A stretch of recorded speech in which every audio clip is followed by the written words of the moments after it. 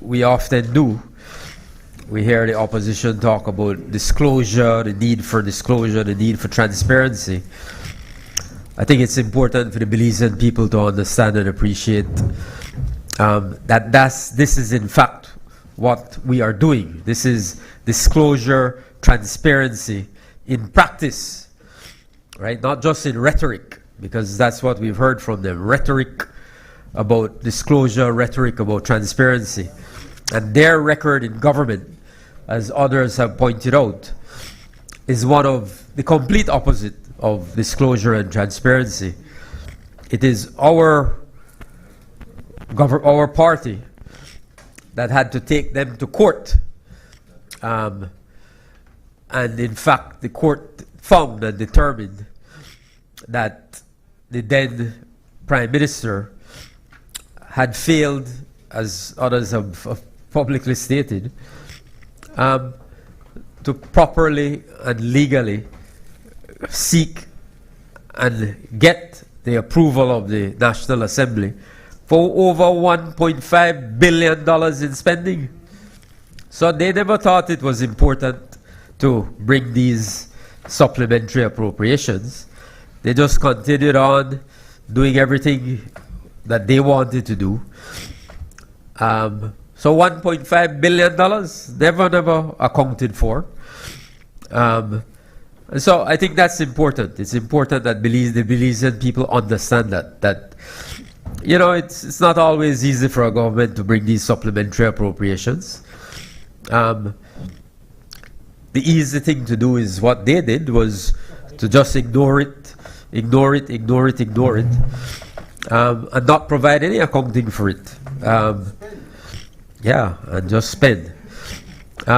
So that's an important matter, I think, that has to be put on the public record. The second point, as my friend, the honorable member for Fort George, has stated, when you say you're voting against or you're not supporting these supplementary appropriation bills, what is it that you are not supporting, right? And as he very clearly pointed out, what you're not supporting is you're saying, well, we are not supporting the increase in the salary adjustment for public officers. That's what they are voting against today, right? Even though at the time they were talking, we have to give the public officers what they're asking for, have to give them what they're asking for. Well, we sat down with them and we negotiated in a respectful way a salary adjustment. We agreed to that. So are you in support of that or are you against that? If you're voting against this supplementary appropriation bill today, then you are saying to the Belizean people and to the public officers, we are not supporting you getting that salary adjustment. So let the record reflect that. So that's one thing. You're also saying, I don't support expanding NHI. I don't support any further investments in national health insurance. Is that the position of the United Democratic Party? Let us know. Because if you vote against this supplementary appropriation bill, then that is your position on the record. Just as it is your position on the record that you are against a salary adjustment for public officers and teachers. Are you in support of improved infrastructure and housing? That Belizeans should have more access to housing, quality housing, low-income housing. Improve infrastructure. In many cases, this is infrastructure in rural communities, as the honorable member for Toledo West pointed out. So are you for that or are you against that? The Constituency Development Fund, all of they greedy for the fund, right? All of the Community Development Fund, the Constituency Development Fund, CDF. Never before, right? Never before the opposition got help from any government. They're getting help, just like we. Same thing like we did again. More in your case. In your case, in the case of my honorable friend from Fort George, then again more than he. So we are being fair to them. So what is your position? Is it that you are against the monies that you are receiving? Are you saying you don't want those monies? Then say so.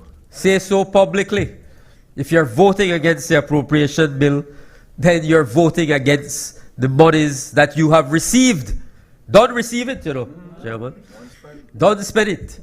But you're voting against those monies.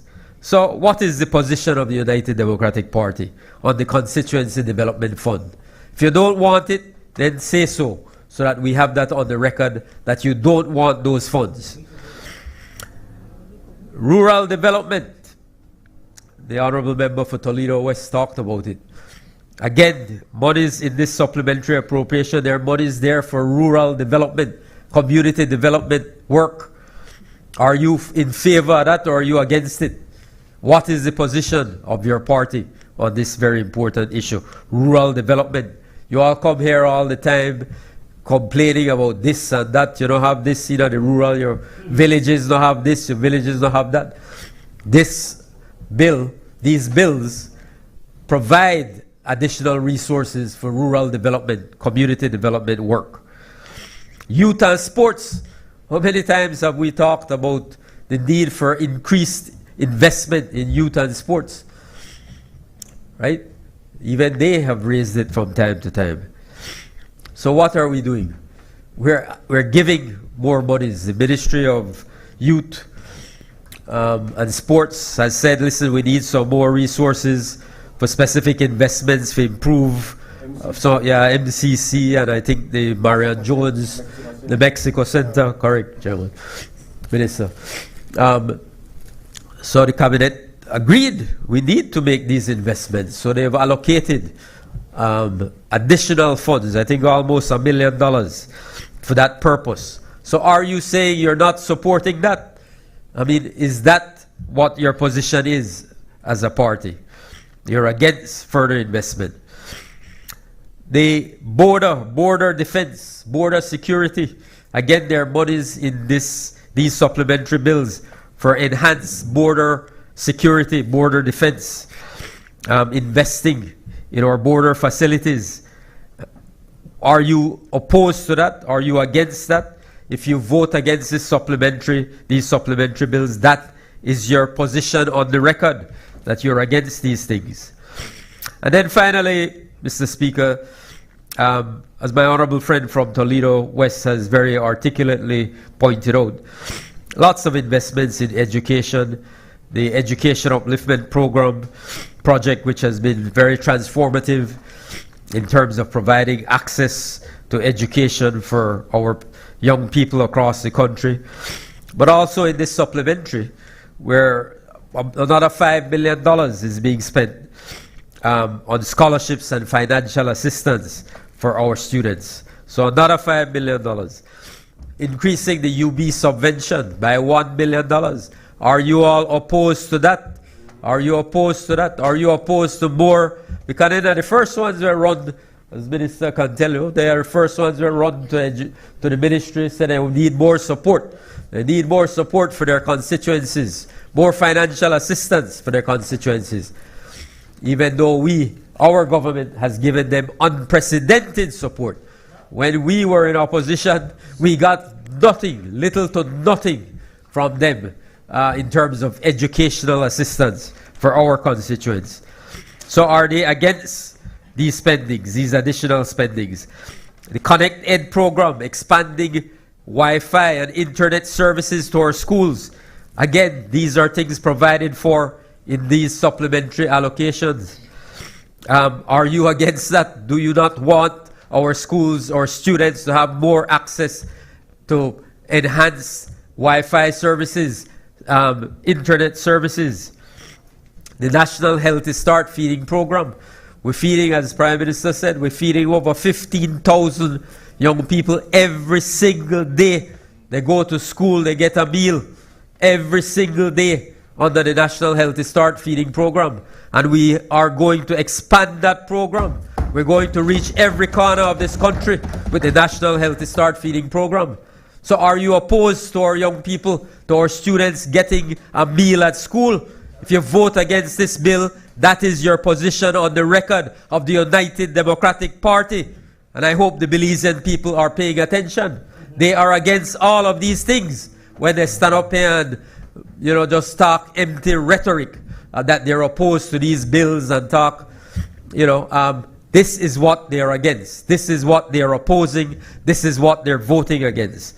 So it's important, Mr. Speaker, for the Belizean people to understand that the government of Belize, we're being fully transparent. We're disclosing everything. We bring it to the House. We understand our legal obligations in terms of our duty to not only the National Assembly, but to the Belizean people.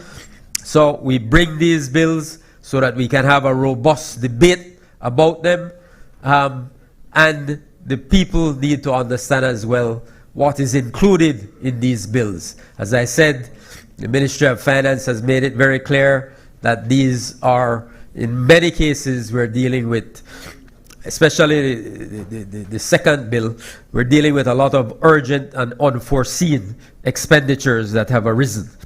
So, again, Mr. Speaker, I want to record my full support for these bills, and I urge all members of this National Assembly, especially the members of the opposition, to understand carefully what they are voting against. I thank you.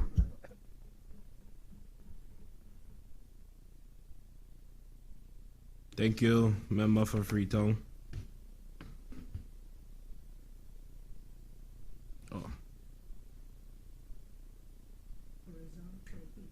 I now recognize Member Corozal Southeast. Thank you very much, Mr. Speaker. I will be brief in my comments as some of my colleagues have already covered some of the salient points. But I think there is some context here we have to look at, Mr. Speaker. When we got into government, we had our debt to GDP from 134 to, that has been reduced by this Prime Minister and this government from 134 to about 63% debt to GDP ratio. That is not something to forget or to overlook. It was this government who put the finances of this country in right order. Mr. Speaker, this Prime Minister is the Prime Minister who does not let $1.5 billion be spent without the Belizean public's approval. Every dollar he spends, he comes to the House, he faces the Belizean people, he gives them the explanation, he faces the fire of the opposition to pass it. So he does not spend any money illegally. He comes to the House and he gets the approval of the House, Mr. Speaker. That is something to be applauded. You shouldn't just take that for granted. This Prime Minister is fiscally prudent. He is a fiscally responsible Prime Minister. So perhaps you may not agree with the policies of how he's spending the money, but he's always transparent to the Belizean people how he's investing their resources. Mr. Speaker, that is no mean feat. That takes courage to face the Belizean people, even with the tough decisions that has to be made. Mr. Speaker, I will only highlight briefly some of the issues I see for the Ministry of Defense. I want to thank my good friend, my brother from another mother, the member for Belmopan, for all the good work he has done. The short time I'm there, he looked like he took it and put it in overdrive, doing good stuff for the ministry and for the Coast Guard and for the BDF. Thank you very much, bro. And right here you see for the emoluments for the BDF soldiers, again, that was another tough decision that had to be made, but it had to be corrected. The Prime Minister, along with the member for Wimpan, faced the fire and made the correction. They made the correction, and this is what we are now putting into the Belizean people. We're reporting it, what we are doing, Mr. Speaker. We're investing also in our facilities throughout the country, Mr. Speaker. I am sure people should remember. I still remember the first time I went to Price Barracks in 2020. My gosh, we had a kitchen. Well, quite frankly, it wasn't a kitchen because there was a stench. It had been so significantly run down. It was inhuman. It was criminal for them to leave that facility to prepare the food for our soldiers. Today, Mr. Speaker, at Price Barracks, we have one of the most modern kitchens in the country that the soldiers can now boast about to get proper food, proper nutrition, and as well in good, decent mess halls where they can eat quite comfortably and safely, Mr. Speaker. Again, no mean achievement. Thanks to our Prime Minister for having the vision.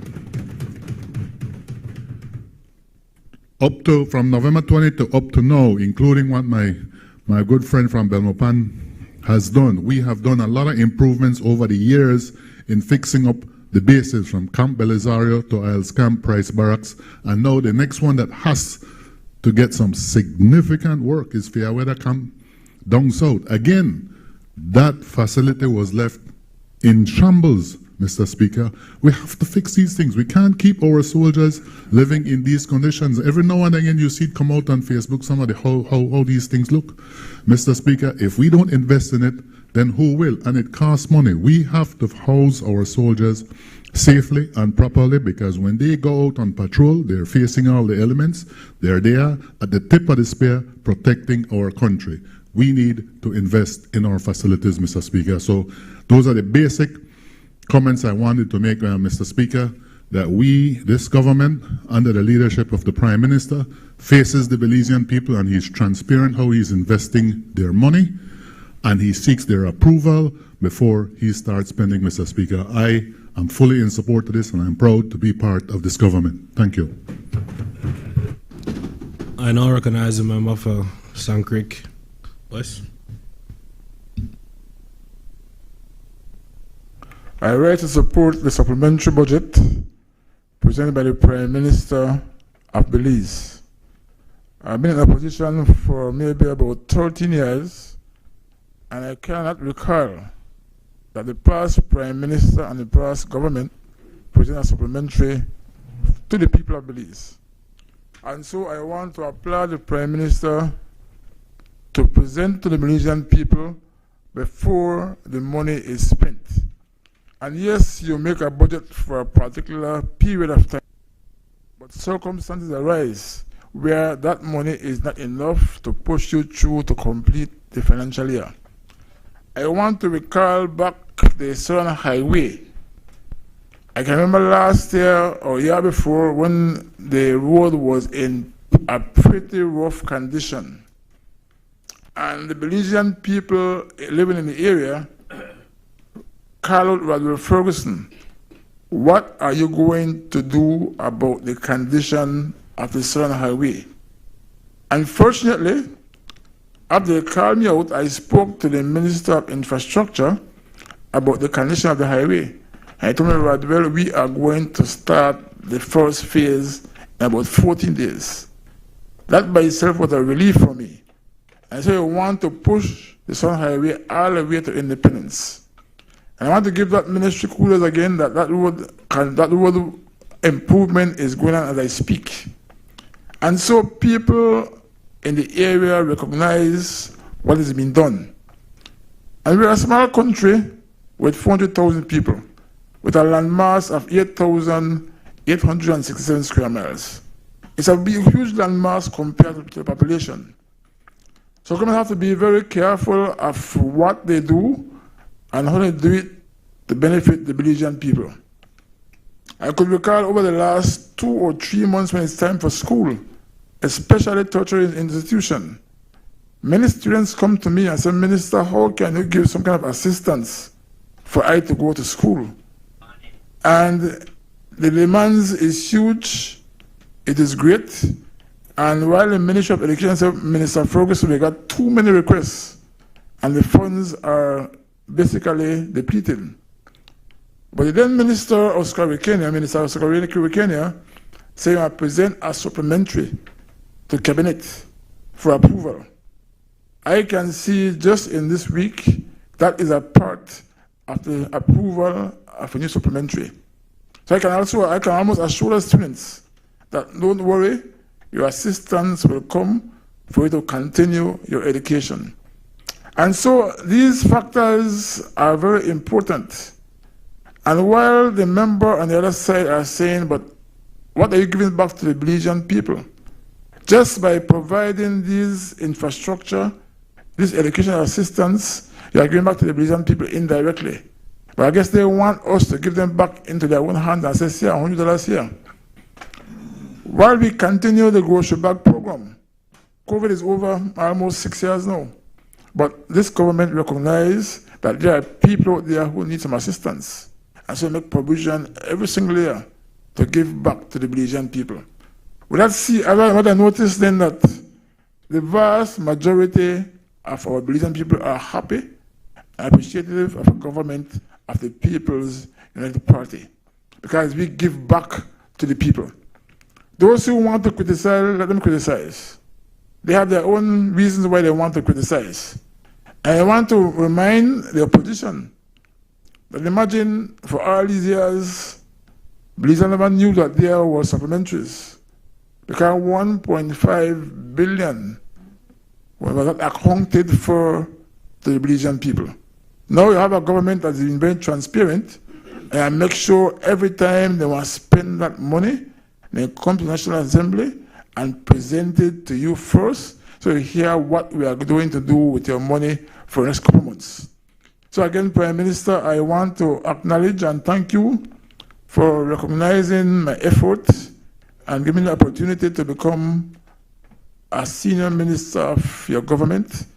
I will do everything possible to make sure that the Ministry of Agriculture, Food Security, and New Growth Industries enhances for the benefit of the Belizean people. As we all know, before tourism came on the rise, agriculture was the backbone of the Belizean economy. I believe I want to give Minister Mai kudos for an excellent job that he had done over the last 5 years. As you said, PM, he has been the best Minister of Agriculture in the last, after independence. And I want to continue in his mantle to be able to expand on what he did over the last 5 years. So thank you very much, PM. And we see we go together as a country, and we appreciate it very much. Thank you, Mr. Speaker. I now recognize the Honourable Member for Pigstock. Thank you, Mr. Speaker. Good afternoon, everybody. Good afternoon, Belize. Good afternoon, people of Pigstock. It is indeed an honor for me to contribute to this debate today. I often say that the budget planning process is an important one and that we don't take it very lightly. But throughout a fiscal year, all sorts of things happen, especially when you're governing and running a country. You have storms, you have fires, you have all sorts of things. And if you're looking at any financial news, any part of the world, there are certain adjustments that are reported every quarter or so. Even for big multi-billion-dollar corporations, they make adjustments in the performance of their revenues, their expenditures, whatever, their stock market, share price, whatever it is. And so this is a similar approach. Certain things arise throughout the year, and as government, we have to deal with them head on and in the best interest of the Belizean people. I will just focus on sports because it's extremely, extremely, extremely obvious that the leader of the opposition and her colleagues don't regard the importance of sports. It's obvious. No, say that, PM. No, not me say that. But it's obvious. Now, we've heard for a long, long time that we don't put enough into sports. And I must say that under our leadership, under the leadership of the soon-to-be Right Honorable John Briceño, that sports is important. And like education, you get no greater returns from a dollar invested like you do in sports and education, and I truly, truly believe that. So the supplementals for this budget for $900,000 in terms of support is for us to carry out certain activities, day-to-day activities for the National Sports Council. One, we're already improving MCC. Two, we're already improving Marian Jones. A part of this investment is the upgrade and rehabilitation of the Mexico Center, which was poorly built under their administration from start, with a wrong basketball court, with wrong design, with wrong and poor construction. So we're going to fix what they built badly. The other thing is for additional salaries in terms of improvement of the overall management of sports throughout this country. We're getting all the foundation in place for us to be able to take sports into the future, and the foundation is being built very well. And my colleague, Minister Espat, will know about foundations and construction. That's why he taught them something today about what these projects cost and how they operate. So, important part, the Mexico Center is a part of this, the rehabilitation center, the rehabilitation of the Mexico Center, with new basketball court, with a new roof, with new facilities, and the upgrades of the bleachers and everything else. We're also working on a new sports strategy and sports policy. We're modernizing the legislation. We're working with NSSA and BAPS to ensure that we improve the quality and the number of games played in high school. We're working with the schools for primary school. We're working with tertiary level institutions. We're working with the associations. We're working with the federations to ensure that we have our athletes being able to perform at the highest level no matter where they go. So long gone are the days where we are going to just participate rather than being able to compete. And this support, this financial support, does that. So, Prime Minister, I want to thank you for your vision, your support. It didn't take us very long for us to get cabinet support in terms of the increase in monies necessary for this fiscal year, and we will continue to lobby. We are also getting a portion of the Bolido money to help invest in sport. So I thank you. I thank you. That's a big, big deal as we invest more in our people. Thank you.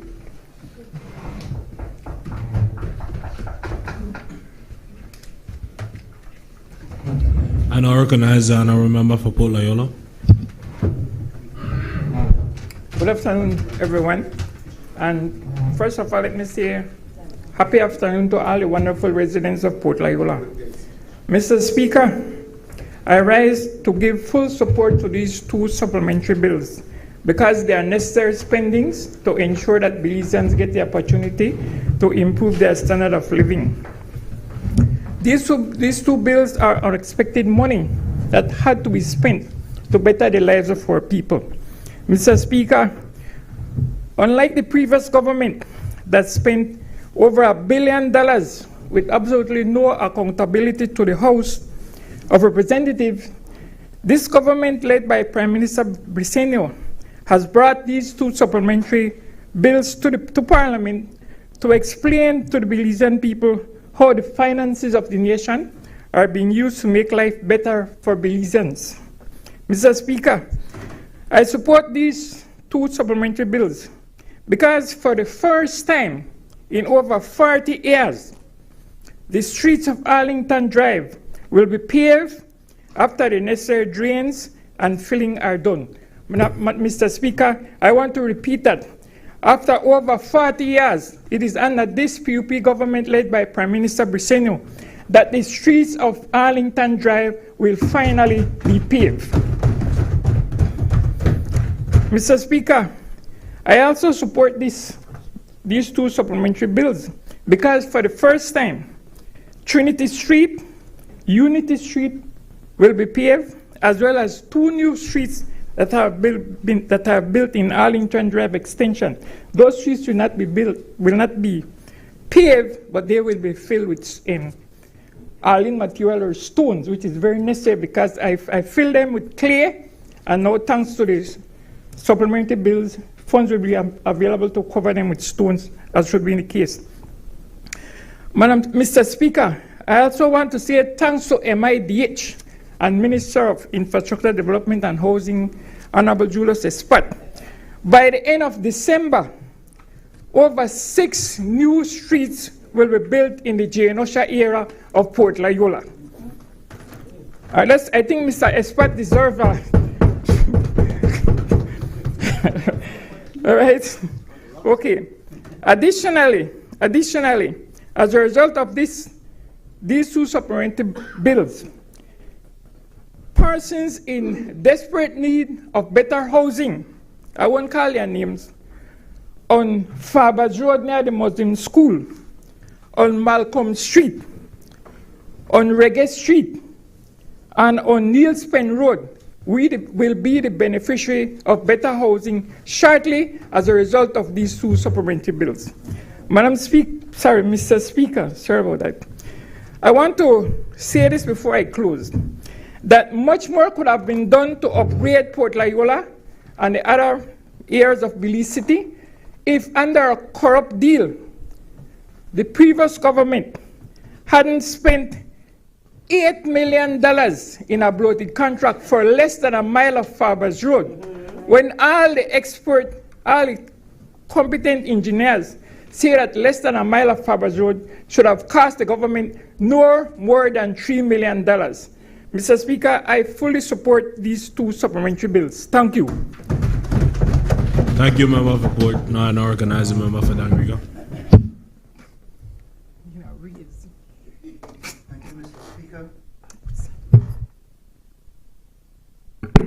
Thank you, Mr. Speaker, and good afternoon to everyone. I also rise to give my support to these 2 supplementary appropriation bills here before us, and in particular to express our gratitude for the additional support that we are receiving because of these appropriations here. Before I get into that, I would like to, express my amazement at the other side, in which I guess they're taking it very literally that they're called the opposition. Because if you just read through this, it's impossible for you to, impose everything all together like they have done. So many things in here that will positively impact our people across a range of services, improving their quality of life. In particular, with the case of the Ministry of Transportation, we are most grateful, and I know we had made a call to Prime Minister as Minister of Finance to express the grave concerns, and we have discussed this many times in Cabinet, and it's heard all over the media, of the dilapidated conditions of our terminals across the country over the years. And they had so many years in office and did nothing but to watch it deteriorate from year to year. So we're receiving in this appropriations here 1.66 million for Belize City, for the Belize City terminal, that which is significant. For anybody who has passed through that terminal, how really inhumane it is, how dilapidated the conditions are there at that terminal. And so those funds will go to raise the floor. That's anytime you get a little rain, water comes right into the terminal. So we'll be raising the floor, epoxying the floor. We'll be covering the area where the commuters come into the terminal off the buses so that they don't get wet when it's raining. We'll also be, of course, the whole area will be paved, the parking area. A lot of times when the buses come in dry weather, they raise up a lot of dust, and it's again adds to the inhumane conditions at the terminal. And then brand new bathrooms. Visiting those bathrooms really is an experience. And I heard the the comment from from Area Representative for Corozal Southeast about the conditions that at the BDF camps, and very similar situation at the terminals. Really, really disgraceful. So we're truly grateful to our Prime Minister, Minister of Finance, for the bold move. This is a bold step towards serving our people. And transportation is very important. Our people use our terminals every day. The people who cannot afford to have their own vehicles use the terminals to get from point A to point B, to get to work. And by doing this, we will be able to not just serve them better, but then attract more people to be able to use the bus system as we look at modernizing the highway intercity bus system. And we'll hear a little bit more about what we're doing with modernizing our laws. I have a slew of those coming up shortly. So I'll wait for them to expound a little bit on that. And then we're doing a lot of work too, and I want to thank the leadership from the police department. We had Minister Musa before, who worked closely with us, and we now have Minister Mira, where we are retraining, in fact, for the first time ever giving training to our transport officers. And they are to go out there and serve us, being as best prepared as they should be, as competent as they could become. But this has never been done for them. So now they're aware of the laws that they're supposed to be enforcing, having a better idea of how they are to engage with the public. All of these things improving our capacity at the Ministry of Transportation to serve our people. So I join all my colleagues here in supporting these appropriation bills. Thank you, Mr. Speaker.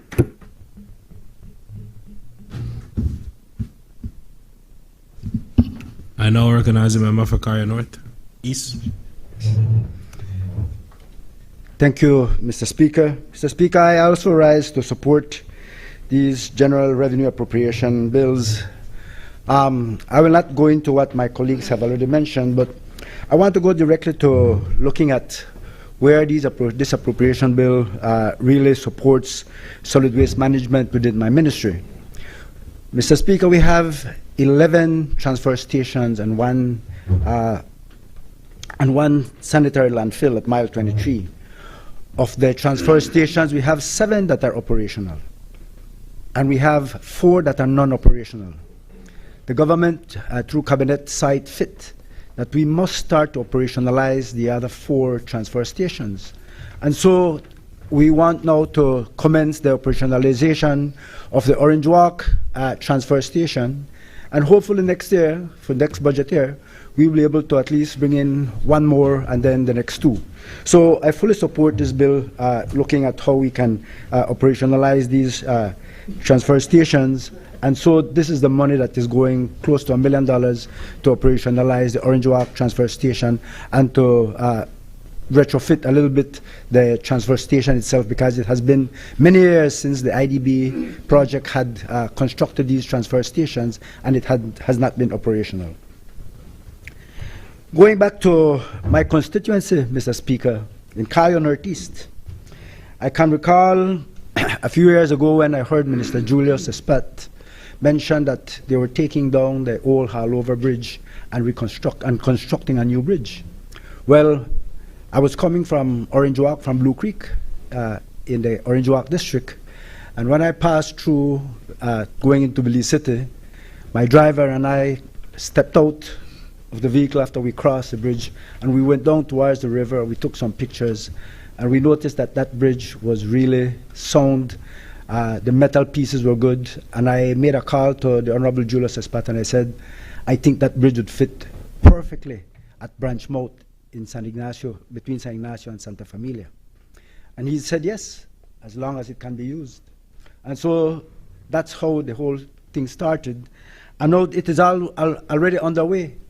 The main pillars, the basement, on both the Santa Elena side, because it's not going to be in San Ignacio, it's going to be on the Santa Elena side by Trapiche, and it will come out on the other side of the river in Santa Familia, close to the football field. Mr. Speaker, what this will do is it will provide and facilitate the access for many people who travel between San Ignacio, Santa Elena, going to Spanish Lookout to work. As a matter of fact, also, instead of going through Bullet Tree now, going through this bridge cuts off 7 miles of travel going to Spanish Lookout, where most of the people go to work. The other way around was going through Iguana Creek. Iguana Creek, from San Ignacio to Iguana Creek is 12 miles, 13 miles up to Spanish Lookout at the crossroads with Caribbean Motors. So instead of traveling 19 and 19, that's 38 miles, you travel 14 miles going back and forth. So that is a huge help, especially in terms of travel. And also, Mr. Speaker, there's monies put aside in the appropriation bill for the payment, some of the payments for the 12-mile road that is being paved between Bullet Tree, through Santa Familia, Billy White, Duck Run 1, going on to Spanish Lookout. This road was in really bad condition, and my colleagues in cabinet can tell you that I stood up and I fought for getting this road approved, and finally the Prime Minister and the cabinet approved this road to be constructed, to be paved. And Mr. Speaker, I think that that road, because of the trade benefits that it has, is going to be something that will provide a lot of not only the access but the benefits in terms of trade, is that all the corn, all the beans, about 70% of the cattle in the Cayo district that is traded goes through that road. More than 800 people from San Ignacio, Santa Elena, Bullet Tree, Santa Familia use that road to go to Spanish Lookout to work and go and come back. So gone will be the days when the bus owners will be calling and saying, please grade the road, try to get the road fixed, because it is a mess. And then during the dry season, when you scrape the road and try to get it easier for travel for the vehicles, then you have the families who live along the road calling you and saying, well, you have to wet the road because it's too dusty. So, Mr. Speaker, just to say that my support for these bills comes because certainly of what my colleagues have mentioned, but also because of what it can provide to the people of Cayo Northeast. I thank you. Thank you. Now I now recognize the honorable member for Korazabi.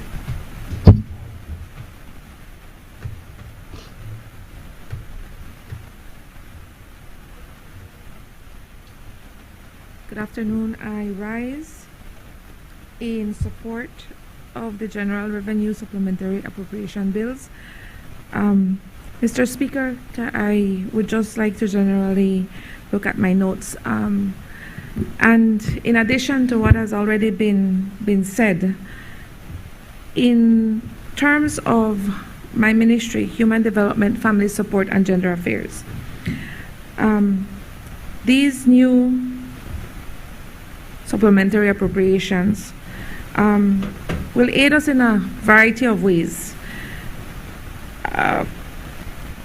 There has been laws enacted and passed that require Community Rehabilitation Department, the CRD, to establish a new adult probation unit and a secretariat for the Criminal Records Board.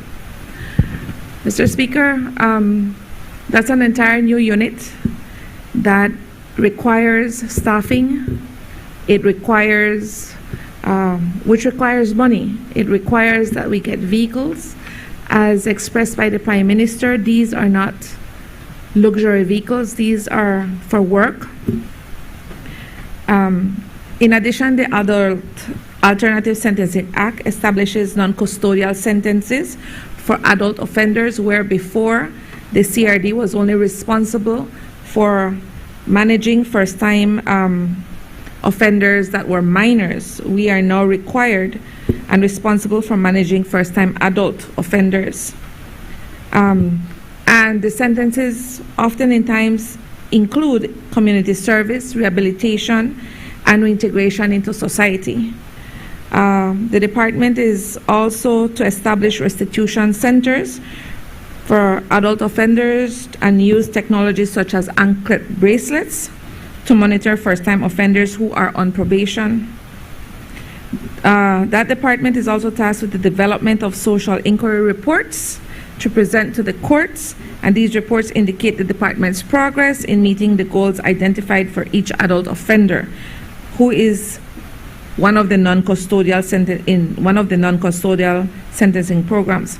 Mr. Speaker, just based on the new Criminal Records Act of 2024, the CRD, Community Rehabilitation Department, is also charged with the establishment of a secretariat for reviewing and approving the expungement of criminal records for those who meet the criteria. And this unit and the Secretariat need additional resources to ensure greater efficiency in managing the volume of requests that we have received for expungement. So these new roles for a department whose mandate was primarily focused on juvenile justice and on taking on these expanded functions requires, as I said, increase in staffing, operational resources. It requires more training, more equipment, definitely more transportation and public awareness campaigns. We are also grateful to have received consideration for the Department of Human Services. Child protection cases are on the rise. Every day we get more and more referrals, and our social workers are called upon to respond to child abuse cases. The new cases presenting with many complexities, including mental health challenges. And so meeting this increased demand requires investment in additional social workers, investment in transportation, again, investment in capacity building to enable a quick response time and more access to support services. It includes time to prepare and present cases to the courts so that justice can be adequately served for our young people.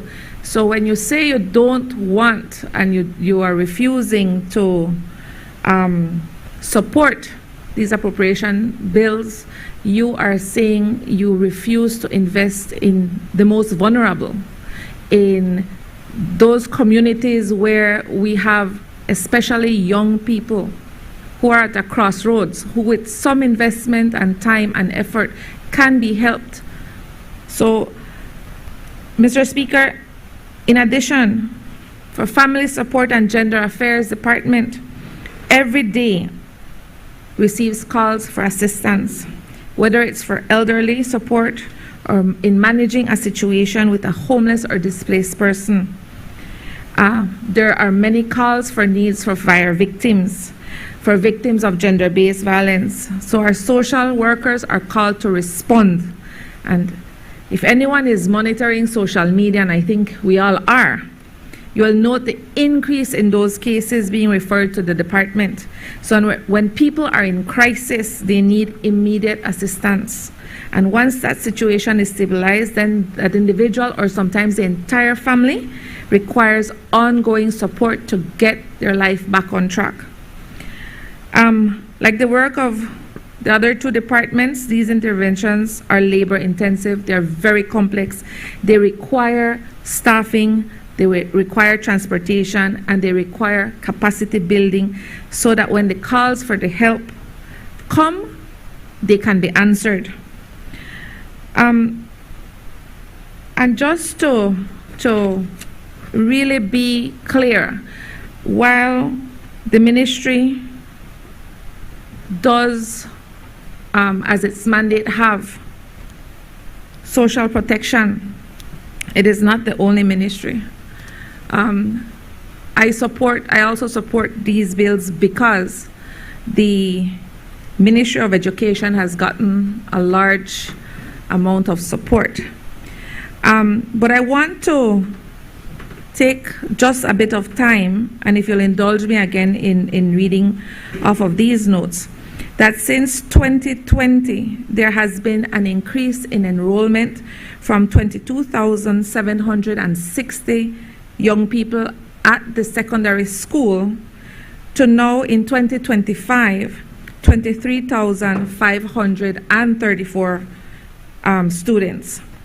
There has been a marked decrease in the dropout rate.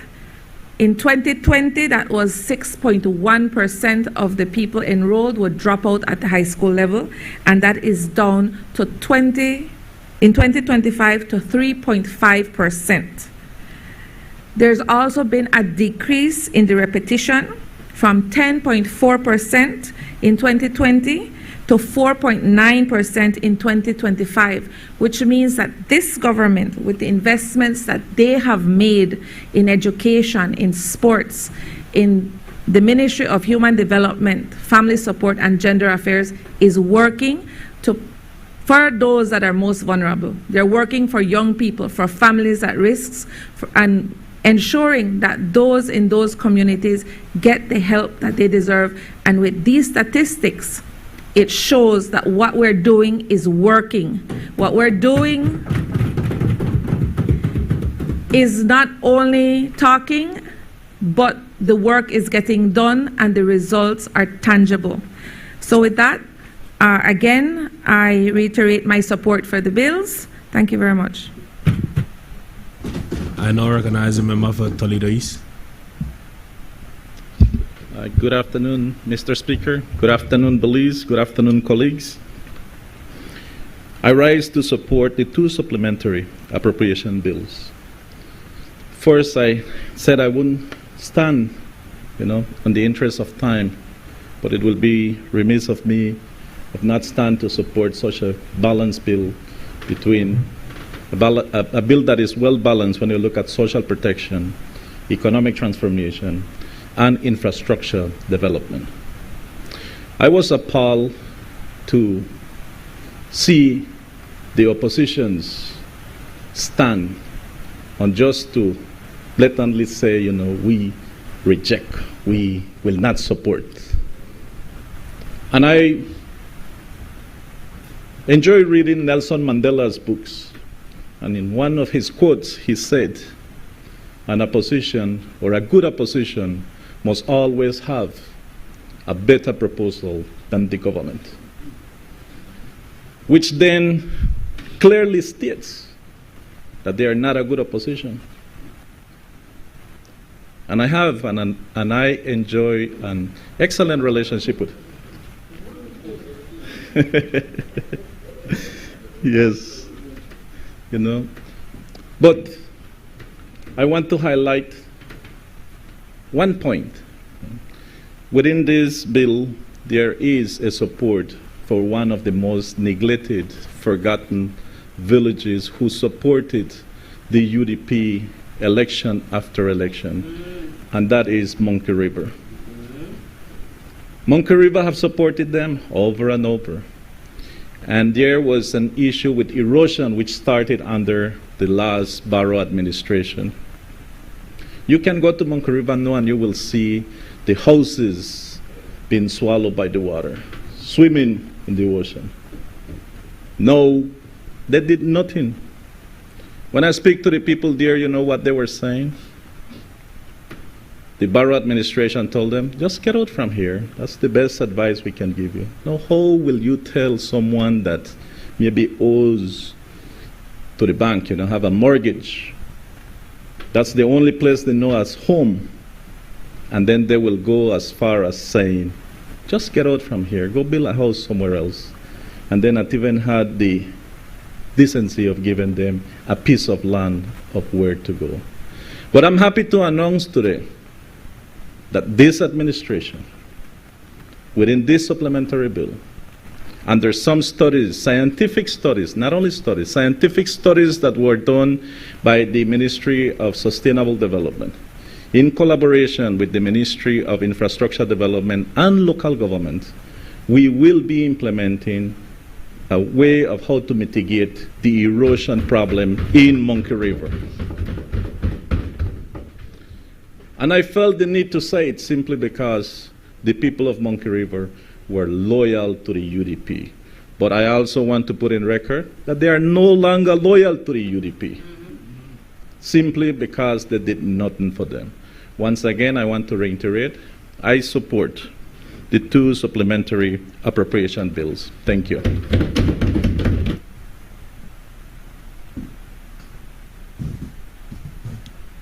recognize the Honorable Prime Minister. Thank you, Mr. Speaker, and I want to thank all my colleagues that have got up and to speak on support of this of these two supplementary appropriations. I really don't have much more to add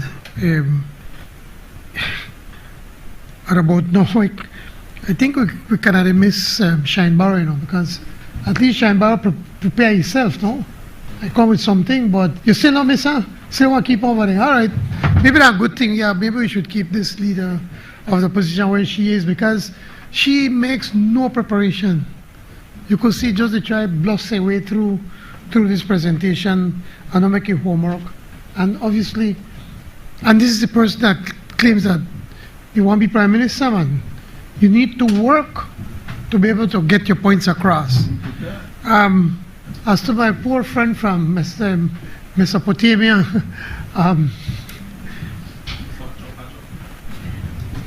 I'll just say pobrecito, and not add anything more. I would be very, very kind. I want to point out, though, and they come to talk about these supplementary budgets. First of all, Mr. Speaker, I think what they don't understand that in many instances, as the Financial Secretary pointed out, that there's a lot of times when you have these urgent and unforeseen expenditures that come up. And we have a responsibility to the country to be able to answer these urgent, unexpected, unforeseen expenditures that has to be done. For instance, the payment, the salary increases for the teachers and the public officers and the BDF and the police and the Coast Guard. They already tell you that they're not going to fix it. For young people in education, we're giving $5 million more to help our young people. They stand up here and say, oh, we need to help people, we need to help the young people, we need to do this, and then they come here to this house and say they would not support the very line items in this budget that goes directly to assist the people of this country. But pointing out on the hypocrisy, Madam Speaker, I just got this report from in 2020 to 2021, there were 6 appropriations.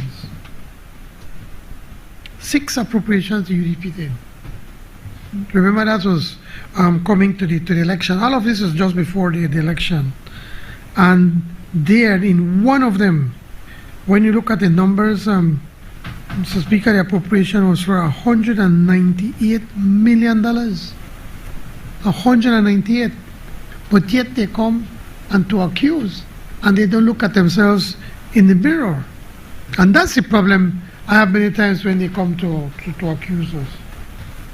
I need to point out also, Madam Speaker, that the first appropriation for 2024 to 2025, that does not affect the financials of the government, because that's already been accounted for when we came to the end of the year of March in this year. So that money has already been accounted, but we know we need to follow the law, and it's important for us to bring it to the National Assembly as required under the Finance and Audit Reform Act. So as I'm closing, Madam Speaker, I think I just want to to give you a little bit of good news. The Court of Appeals, the CCJ, Madam Speaker,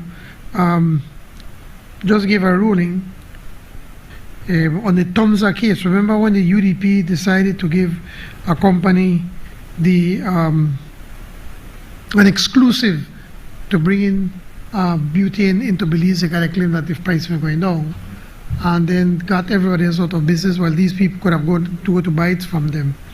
And then when it came to sue, it is our government. And the Supreme Court and the Caribbean and the CCJ, and the Court of Appeals did rule against the government. Actually, they had us, we would have probably had to pay about $68 million in damages to the gas companies, including Tomza, the Decas company, based on the Court of Appeals decision. And I want to publicly thank Eamon Courtney, Senator Courtney, who took up the case, went to the CCJ,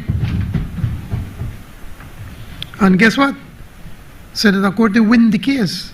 So in effect, he is saving this government, this country, people of Belize, millions of dollars, trying to correct the foolishness that the other side did when they were in government. So I think it's important for me to share that and to congratulate Senator Courtney and his team for winning this very important case on our behalf. That said, Madam Speaker, I bring this debate to an end, and I'm still urging the opposition, which they have not been here, they left after they finished talking, to still support us. Thank you.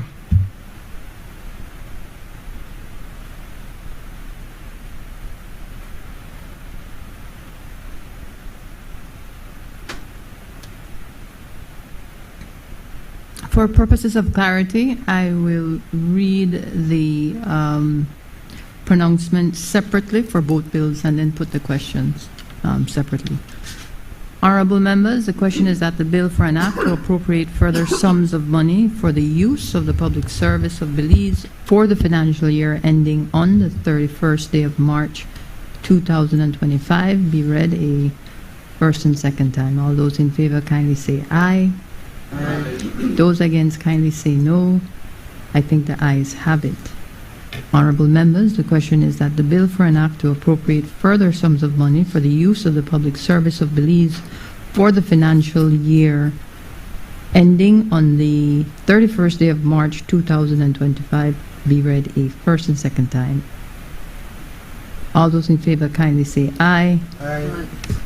Those against kindly say no. That should be ending 2026. Be read a first and second time. All those in favor kindly say aye. Aye. Those against kindly say no. I think the ayes have it.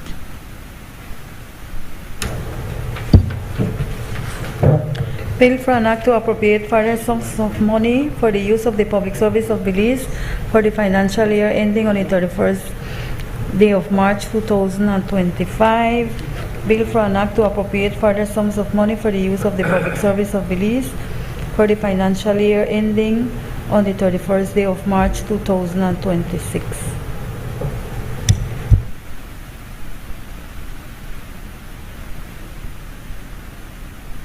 Recognize the Honorable Prime Minister, Minister of Finance and Investment.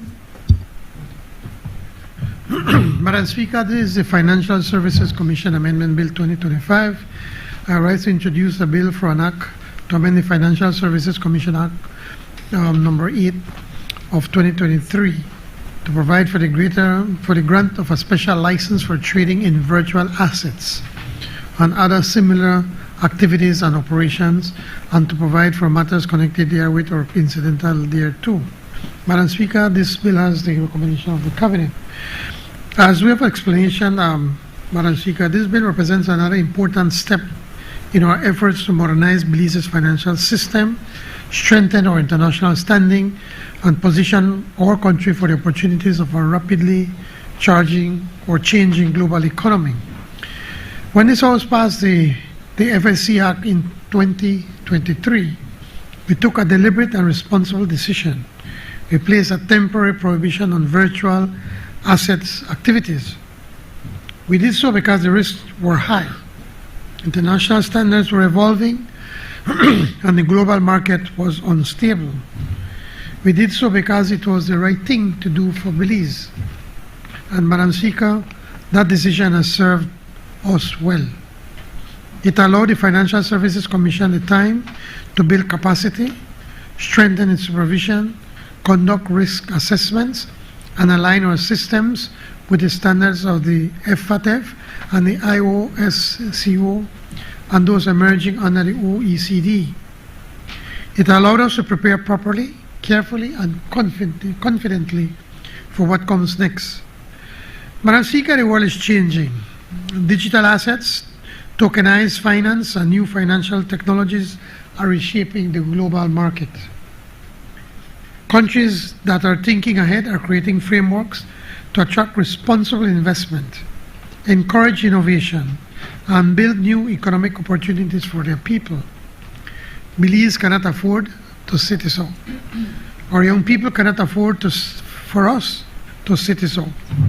Our financial services sector, which supports thousands of Belizean families, cannot afford for us to sit so. Madam Speaker, the bill allows for the FSC before 31st December 2025 to issue special licenses. Not general licenses, but are not open-ended licenses, but carefully controlled licenses to persons who meet the strict requirements under our laws and the highest international standards. This is a measured approach. It is a phased approach. It is a Belizean approach built on responsibility, not recklessness. Likewise, this amendment sends a clear message internationally. Belize is open for innovation, but only responsible innovation. Belize welcomes investment, but only high-quality investment. Belize will embrace new sectors, but always with oversight, integrity, and international credibility. This is now complete. This is how we attract new businesses, new jobs, and new skills to our country. It ensures that Belize does not get left behind in the global digital economy. The bill also ensures that this special licensing regime is temporary. Any special license must transit to a full license by 31st December 2027. It gives the Commission time to complete a comprehensive, permanent legislative framework for digital assets, one that we will bring to this House in due course. So, Madam Speaker, what we're doing today is clear. We're protecting Belize's reputation, we're strengthening Belize's competitiveness, we're preparing Belize for the future. And we are doing so in a responsible, structured, and internationally recognized way. This is what leadership requires. And this is what this government continues to deliver. Madam Speaker, I commend this bill to this Honorable House and ask members for their full support as we continue building a modern, forward-looking, and resilient Belizean economy. Thank you, Madam Speaker.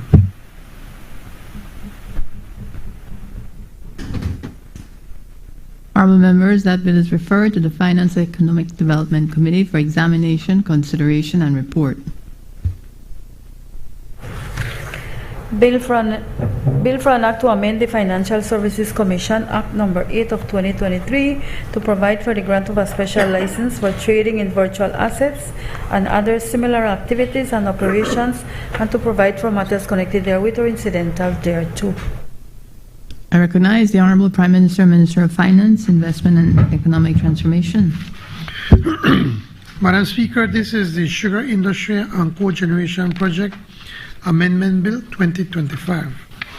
I rise to introduce a bill for an act to amend the Sugar Industry and Cogeneration Project Act, Chapter 5501 of the Substantive Laws of Belize, Revised Edition 2020, to extend exemptions from taxes and duties for the continued development of the cogeneration energy project, and to provide for matters connected therewith or incidental to thereto.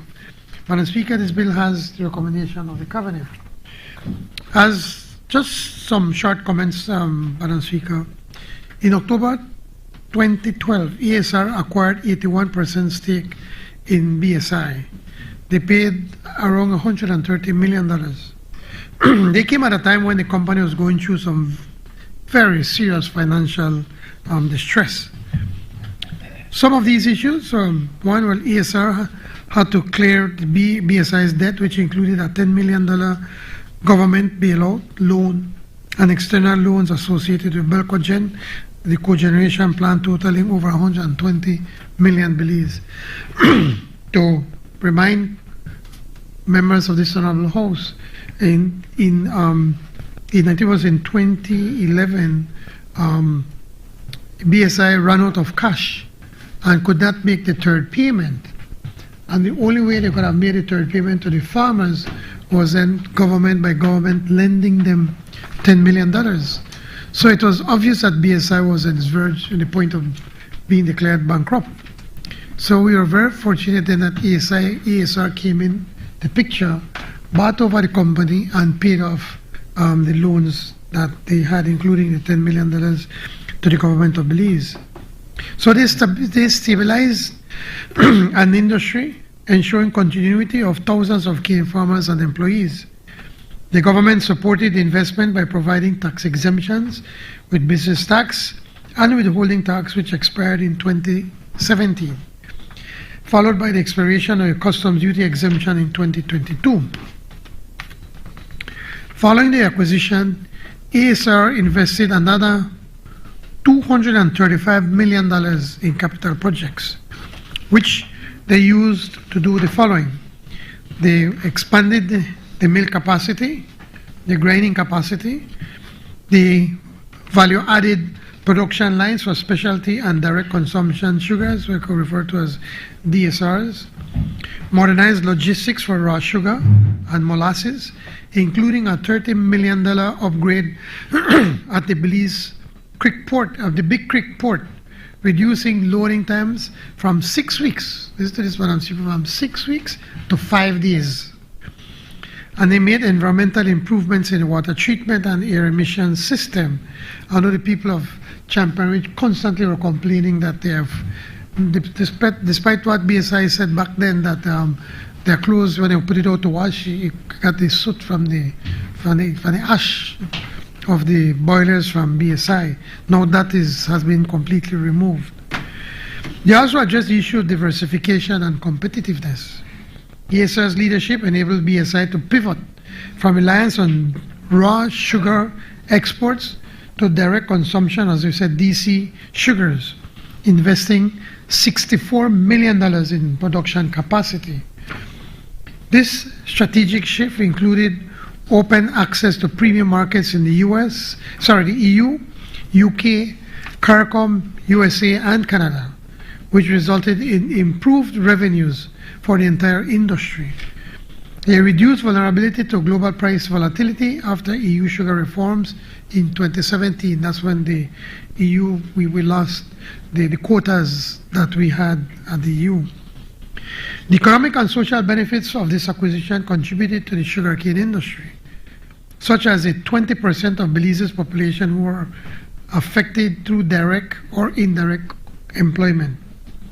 It provides 10% of the national electricity demand via the renewable energy from bagasse. In 2024, record cane prices reached $90.95 per ton, making them among the highest in 5 years. Madam Speaker, as we look at the long-term sustainability of the industry in areas such as investments in renewable energy, logistics, and production diversification, have positioned BSI as a competitive player in the global sugar markets. These changes have ensured resilience against market shocks and support Belize's economic stability. Of course, Madam Speaker, there are still financial challenges facing the sugar industry. Following the deregulation of the EU market in 2017, combined with the worst drought in history in 2019, and more recently, the devastating impact of disease, the Fusarium fungus, this industry has fallen on hard times. BSI and Belcogen have made financial losses for 8 consecutive years, totaling $75 million.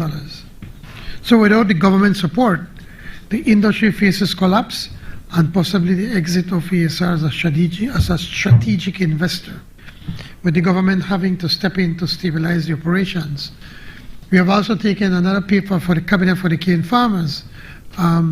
We just approved, in this budget, that the opposition refused to support $2.5 million to help our cane farmers to fight off the Fusarium fungus. And we approved an estimated budget of about $120 million that will be used to be able to modernize the sugar industry. Therefore, Madam Speaker, ESR's 2012 investment transformed BSI from a debt-ridden entity into a modern, diversified, and sustainable option. It revitalized Belize's sugar industry, boosted farmers' incomes, created jobs, and strengthened the country's export competitiveness. However, the industry is at a critical juncture and requires support from the government. The loss of revenues from these taxes that we are presenting to this Honorable House from this bill is approximately $2.5 million per annum, but the cost for industry failure would far exceed the amount, both in loss of economic activity and related taxes and government subsidies to keep the sugar industry going. As such, to ensure the long-term viability of the industry and avoid significant economic costs to the government and taxpayers, the Cabinet fully supports this bill, and I ask all members of the Honorable House to do so. Thank you, Madam Speaker. Honorable members, that bill is referred to the Finance and Economic Development Committee for examination, consideration, and report. Bill for an act to amend the Sugar Industry Cogeneration Project Act, Chapter 5901 of the Substantive Laws of Belize, Revised Edition 2020, to extend exemptions from taxes and duties for the continued development of the cogeneration energy project and to provide for matters connected therewith or incidental thereto. I recognize the Honorable Minister of Foreign Affairs, Foreign Trade. Thank you. Thank you, Madam Speaker. I rise to introduce the Judges' Salaries and Pension Bill 2025, a bill for an act to provide for the salaries, pensions, and other conditions of service of judges of the High Court of Judicature and the Court of Appeal of Belize, and to provide for matters connected therewith or incidental thereto. I do so, Madam Speaker, on behalf of the Honorable Attorney General, Anthony Sylvester, and his ministry. And this bill has the recommendation of the Cabinet.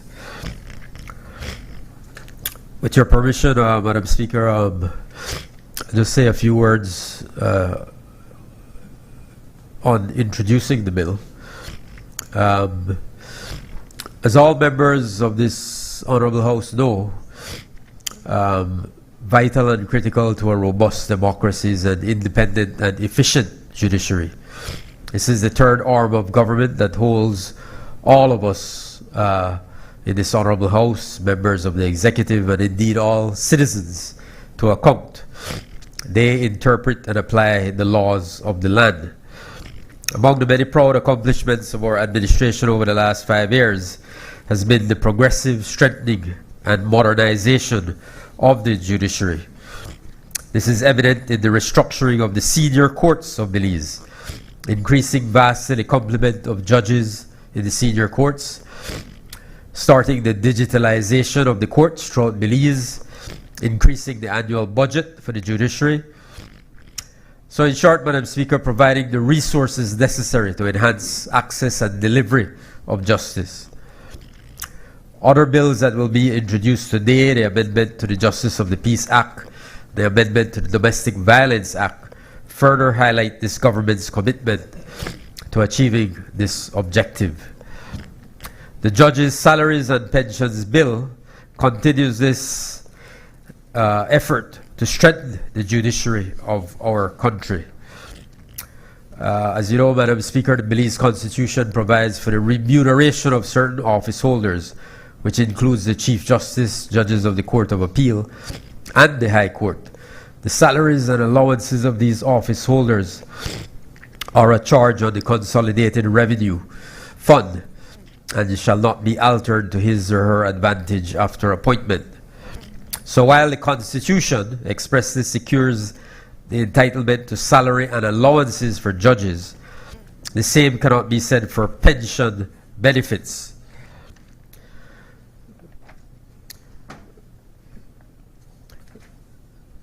Under the Pensions Act, judges of the Court of Appeal and the High Court would fall into the category of what they call other public service. And as things stand currently, Madam Speaker, there is no law or regulations in force in respect of their service. So as such, they are not considered pensionable officers under the Pensions Act. In the absence of legislation which governs their service, judges are employed on contract and are paid an annual gratuity as per contract.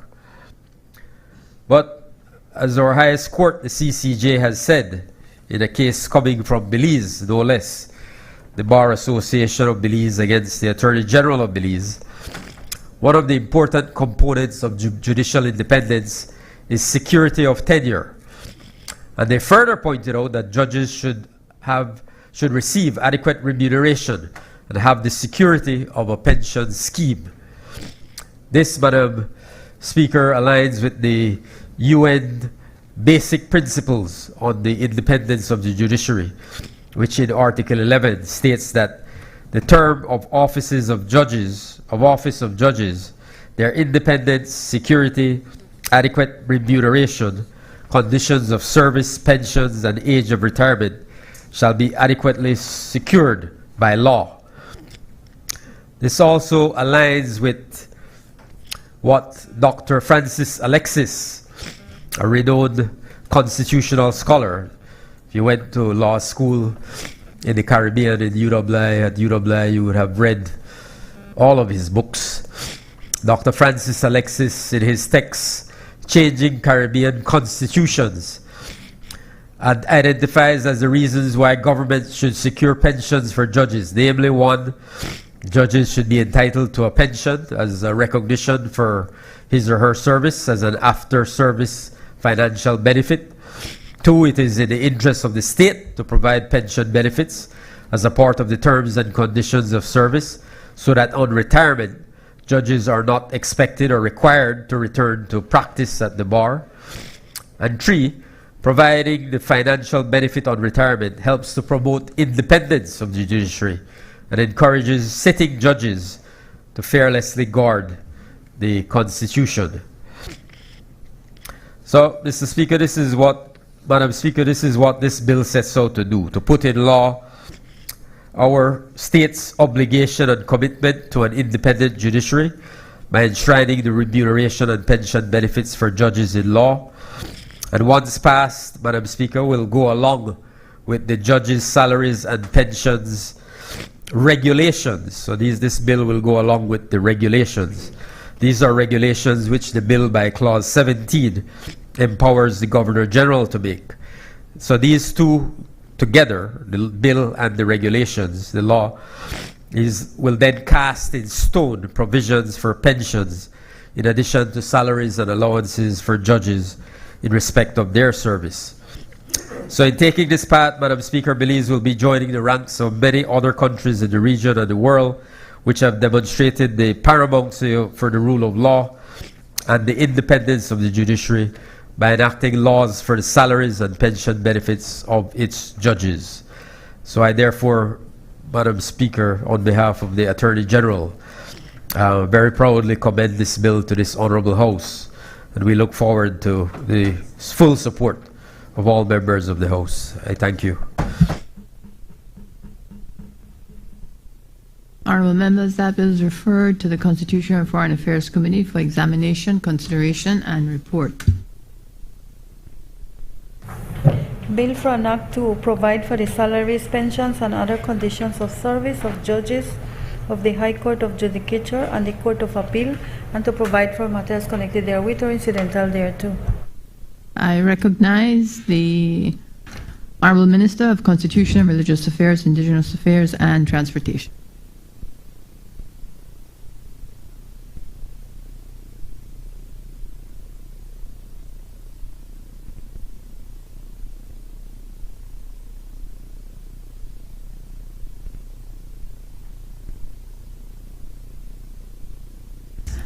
Recognize the Honorable Minister.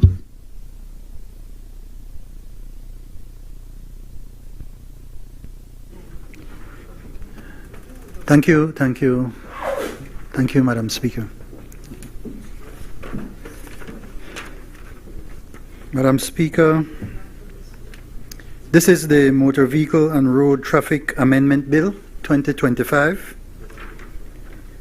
I rise to introduce a bill for an act to amend the Motor Vehicles and Road Traffic Act, Chapter 230 of the Substantive Laws of Belize, Revised Edition 2020, to strengthen the legal framework for detecting and deterring driving under the influence of alcohol, to introduce provisions for breath tests and breath analyses, to establish procedures for the collection and analysis of specimens, to provide penalties for non-compliance and refusal to submit to testing, to amend the provisions of dealers' general license for motorcycles, repairs and manufacturing of vehicles and motorcycles, and to make provisions for agents in respect to motorcycle dealerships, to include Kikaka Village as a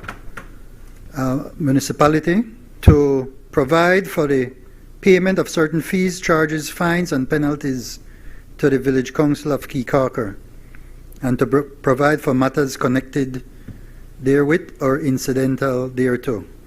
And this bill has the recommendation of the Cabinet. With your permission, Madam Speaker, I'd like to expound a little bit on this with reference to my notes.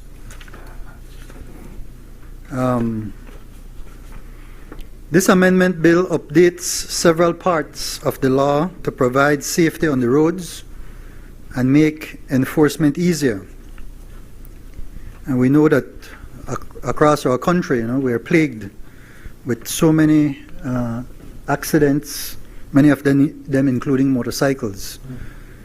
And I know, in fact, one just occurred shortly, a little while ago, right here in Balmopan. And thank goodness no one was fatally hurt, right? And yeah, right. So thank God for that, right? With respect to Kikaka, if I may start out, we want to provide Kikaka so it can be treated under the law as how San Pedro is with respect to these traffic matters, including the collection of money from licensings of vehicles, traffic violation tickets, and the importation of vehicles on the island. And these monies to be collected to be used to fix roads and support community needs. At this point, it is kind of chaotic, and we want to bring it in uniformity with what has been working in San Pedro. In the case of motorcycle dealers, what we have presently is a law that speaks to vehicles generally, but in the case of motorcycles, we have many entities, stores across the country that are selling motorcycles without having the license to do so. So this is amended, the Act will be amended so that the cost for dealership relating to motorcycles will be $800 as compared to $1,500 for regular vehicles. A new regime is being created for agency with respect of motorcycle dealerships so that a dealer can then have somebody selling on their behalf in another area. And the annual license for persons engaged in manufacturing and repair of motorcycles will be $800 as compared to $1,500 for vehicles. We're introducing strong penalties for drunk driving. The first offense, up to $1,500 in fine or up to 1 year in jail and disqualification for 1 year. The second offense, up to 3 years in jail and disqualification for life. In the case of the breathalyzer testing, updating so that transport officers and police officers can request a breath test when they suspect someone is driving drunk. Breath testing will be the first option and not blood or urine. Obviously, it would be easier to do that on the spot with a breathalyzer. If the breathalyzer is not available, then what is being done now with blood and urine would be used. The result from a breath machine can be used as evidence in court, and refusing to take tests carries the same penalty as drunk driving. Of course, then there will be it will also be an offense for anyone who fights or resists or obstructs the officer during the test taking process. The approved breathalyzer device and in the section will allow the minister the authority to officially approve the brand, type of breath testing device through an order published in the Gazette. The legal alcohol limit, the law now clearly states the maximum legal alcohol limit for a breath test is 0.035 milligrams of alcohol in 100 milliliters of breath, or 35 micrograms of alcohol in 100 milliliters of breath, equivalent to 80 milligrams of alcohol in 100 milliliters of blood. So the 1996-2011 amended 2011 listing specific alcohol testing device will be removed, and the new section allows the minister to approve devices as technology improves. Otherwise, we're stuck with some device that is outdated. And just related here as well will be regulations for helmets, and in this case, increases of the fines from $50 to $150, and jail time can go up to 3 months. Fees and duties, we will add a new fee new fees for motorcycle dealers and agents into the official fee schedule. In terms of the motorcycle regulations, as of January 1st, 2026, everyone applying for a motorcycle license must take a mandatory 2-week training course at ITVET or any approved establishment, and pay a fee of up to $300, up to $300. So it doesn't, we're not mandating a specific, that it be $300, but it could be, well, really from $0 to $300.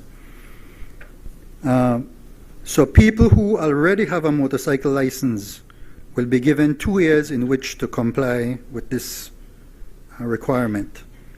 And then also there'll be a new offense, and I know many people have been clamoring for this one, for loud modified motorcycle exhaust systems. And we are specifying that these exhaust systems should not produce noise beyond 80 decibels, and there will be equipment to test for the noise level. Otherwise, there'll be a fine of $500. Violation tickets will be going up for not signaling when you're driving from $50 to $150. Disobeying traffic signs and lights increase from $50 to $150. Improper overtaking increase from $100 to $300. Riding without a helmet increase from $50 to $150. New ticket offenses will include, of course, the loud motorcycle exhaust noise of $500. And then with respect to tinting, which I'm sure we have quite a few people interested in hearing that one. So for tinting, there will be a new one-year tint permit sticker that will be issued to vehicle owners whose tint meets the legal requirements. And so if you're not with that permit, there'll be a fine of $500. Having tint darker than the legal requirements, $500. Persons or entities who are prohibited from obtaining a tint license includes the following categories of persons. Those convicted of serious violent or drug offenses, persons convicted of any sexual related offense, persons convicted of human trafficking, human smuggling, firearm trafficking and drug trafficking, rental vehicles.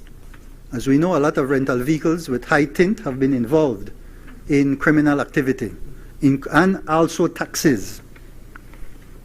And any person with the opinion of the chief transport officer that is not fit or proper. International visitors passing through Belize will need to get a temporary permit at a cost of $50.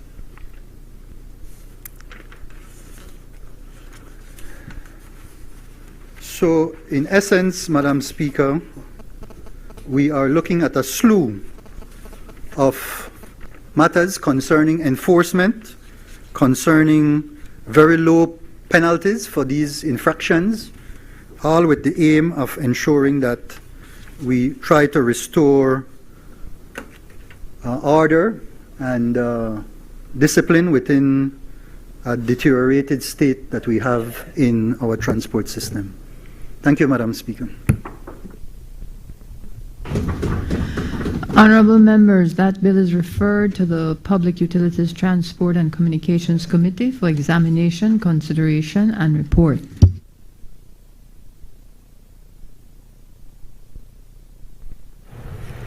Bill for an act to amend the Motor Vehicles and Road Traffic Act, Chapter 230 of the Substantive Laws of Belize, Revised Edition 2020. I recognize the Honorable Minister of Human Development, Family Support and Gender Affairs.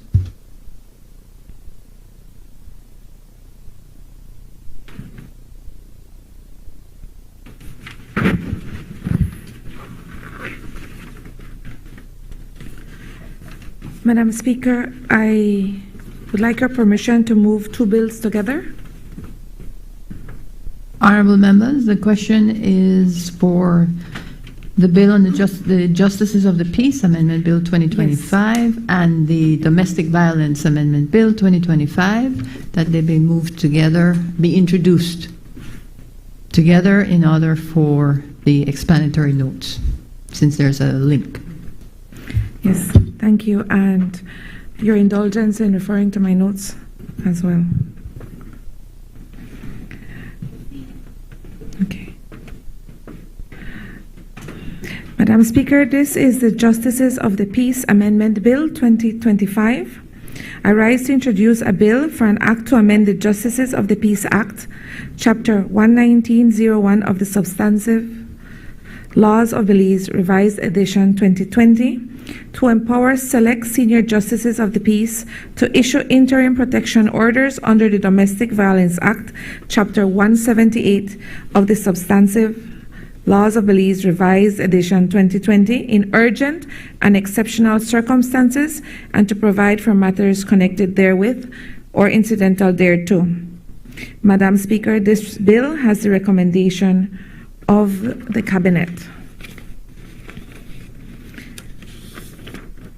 Madam Speaker, I also rise to introduce the Domestic Violence Amendment Bill 2025.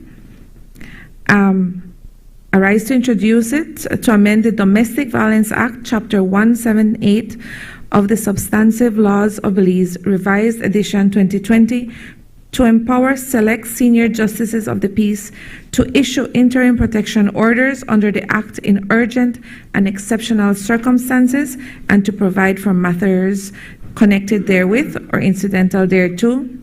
Madam Speaker, this bill also has the recommendation of the Cabinet. Madam Speaker, I rise to introduce these amendments. They reflect meaningful steps that our government is taking to strengthen protection for victims of domestic violence. It reflects our commitment as outlined in the National Gender-Based Violence Action Plan 2024 to 2030 to ensuring that every woman, man, and child in Belize can live free from violence, fear, and intimidation. Madam Speaker, I must first preface the introduction of these bills by mentioning that the idea for these amendments came from a senior justice of the peace, the Honorable Emilio Miguel Cal from Joseito Layout, Corozal Town, who saw an opportunity for JPs to be a part of the solution of expanding justice for victims of gender-based violence. Across our communities, we continue to see situations where victims urgently need protective orders but are unable to access a magistrate, and this is especially true during nights, weekends, holidays, emergencies, or when courts are closed or very distant. Madam Speaker, these are the moments when lives are most at risk. The bills before this Honorable House respond directly to these gaps. Furthermore, Madam Speaker, the proposed amendments reflect ongoing collaboration among the Ministry of Human Development, Family Support and Gender Affairs, the Ministry of Home Affairs, the Attorney General's Ministry, the Family Court, and the Justices of the Peace Association. It is through this multi-sectoral effort that these two bills are present today. The Justices of the Peace Amendment Bill 2025 amends the Justices of the Peace Act, Chapter 11901, to empower designated select senior justices of the peace to issue ex parte interim protection orders under the Domestic Violence Act in urgent and exceptional circumstances. The Domestic Violence Amendment Bill allows for above stated interim protection orders to be issued by justices of the peace. These orders will be valid for no more than 72 hours, just long enough to protect a victim until a magistrate can hear the matter. This is not a replacement for the court. It is a life-saving bridge when the judicial system is temporarily inaccessible.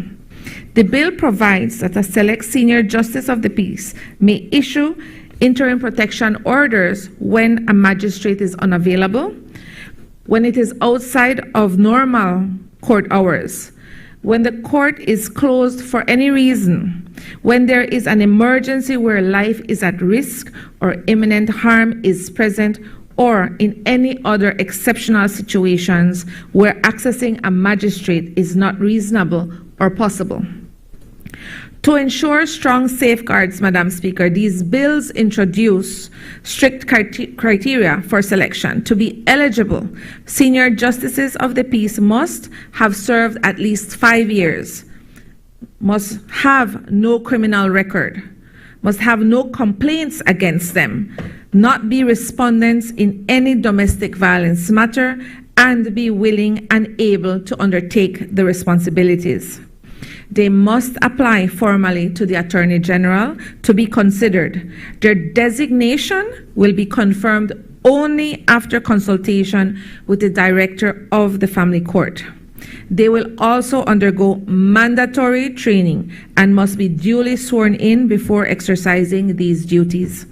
Madam Speaker, these bills enhance transparency and accountability by requiring select senior JPs to maintain detailed records of every interim protection order that they issue. These records must be submitted to the Director of the Family Court and to the magistrate in the relevant judicial district within the 72 hours. This ensures judicial oversight and continuity of care.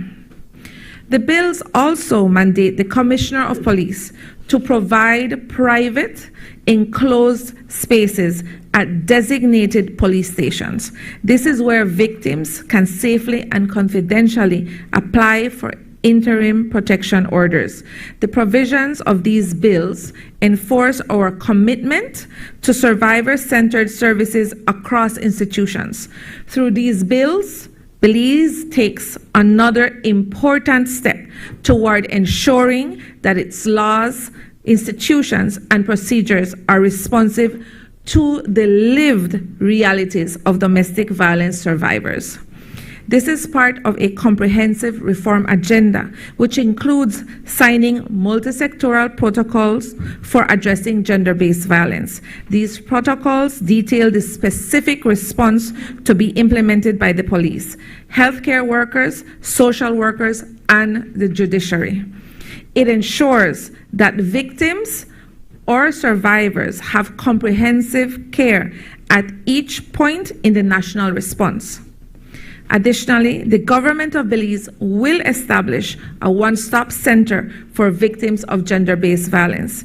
This is to be constructed in Belize City in collaboration with the Social Investment Fund and the Caribbean Development Bank. These initiatives demonstrate this government's commitment to strengthening service delivery for those who need protection. Thanks to the Office of the Special Envoy, the National Women's Commission, and the Family Support and Gender Affairs Department, social and behavior change campaigns, including education sessions for men and boys, will continue. And capacity building sessions for the police and other law enforcement personnel will be intensified, and the domestic violence hotline will become operational. We will complement our service delivery and education programs with a comprehensive revision of the Domestic Violence Act. Consultation on a new domestic violence bill will be led by the National Women's Commission, and this will begin during this year's 16 Days of Activism Against Gender-Based Violence, which runs from November 25th to December 10th. That new domestic violence bill is to be introduced in 2026 and will modernize our legal framework to integrate the amendments presented here today, as well as other laws enacted over the last few years. This includes the Cybersecurity Act, Protection of Witnesses Act, Electronic Evidence Act, Electronic Transactions Act, and the Legal Aid Act. The new bill will also increase penalties for breach of protective orders and ensure that the police and social worker or other person can move a case through the court system even when the victim is too afraid to take it forward themselves. Madam Speaker, too many families are living with fear. Too many survivors have been left unprotected at the most dangerous and critical moments because protection simply was not immediately accessible. And these bills will change that. It places tools for urgent intervention directly into the hands of trained, vetted, senior officers of the community, backed by the oversight of the Attorney General and the Family Court. This response is practical. This response is responsible. And above all, it is necessary. Madam Speaker, I commend the Justices of the Peace Amendment Bill 2025 and the Domestic Violence Amendment Bill to this Honorable House, and I ask for their full support as we strengthen the protective framework for the people of Belize. Thank you, Madam Speaker.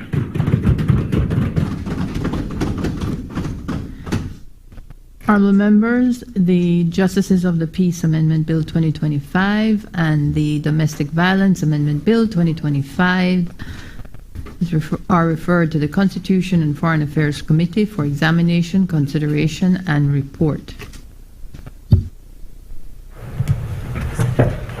Bill for an Act to amend the Justices of the Peace Act, Chapter 119/01 of the Substantive Laws of Belize, Revised Edition 2020, to empower select senior Justices of the Peace to issue interim protection orders under the Domestic Violence Act, Chapter 178 of the Substantive Laws of Belize, Revised Edition 2020, in urgent exceptional circumstances, and to provide for matters connected therewith or incidental thereto. Bill for an Act to amend the Domestic Violence Act, Chapter 178 of the Substantive Laws of Belize, Revised Edition 2020, to empower select senior Justices of the Peace to issue interim protection orders under the Act in urgent and exceptional circumstances, and to provide for matters connected therewith or incidental thereto. Motions relating to the business or sittings of the House. I recognize the Honorable Prime Minister and Minister of Finance, Investment and Economic Transformation.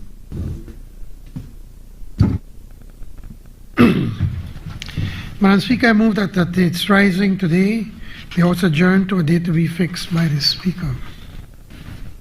Honorable members, the question is that the House at its rising today adjourn to a date to be fixed by the Speaker. All those in favor kindly say aye. Aye. Those against kindly say no. I think the ayes have it. Announcement by the Speaker. Honorable members, it has been agreed that the Caribbean Development Bank 8th Road Project, George Price Highway, Belize City to Hattieville, Loan Motion 2025 passed this day. As you are well aware, under Standing Order number 74, all proposed legislation, messages, petitions, motions, and other matters relating to the subject mentioned under the title of each standing committee shall be referred by the House to such committee for examination, consideration, and report to the House. The way for this to be done, other than by suspension of standing orders, is for me to suspend the sitting to enable the Finance and Economic Development Committee to examine, consider, and report to the House on the motion. All those in favor kindly say aye. Aye. Those against kindly say no. I think the ayes have it. The sitting is therefore suspended until the Finance and Economic Development Committee has concluded its business.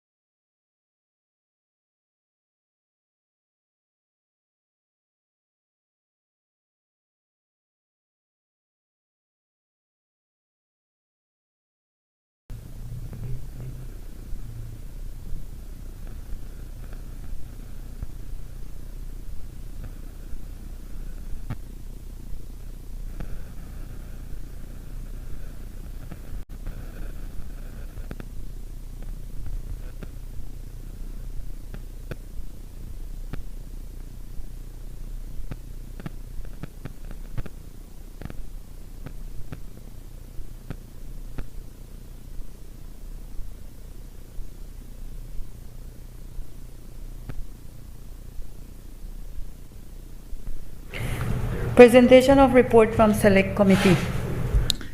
I recognize the Honorable Pro Tem Chairperson of the Finance and Economic Development Committee. Good afternoon, Madam Speaker, colleagues. Madam Speaker, I rise to present and lay on the table sessional paper HR 43/1/14.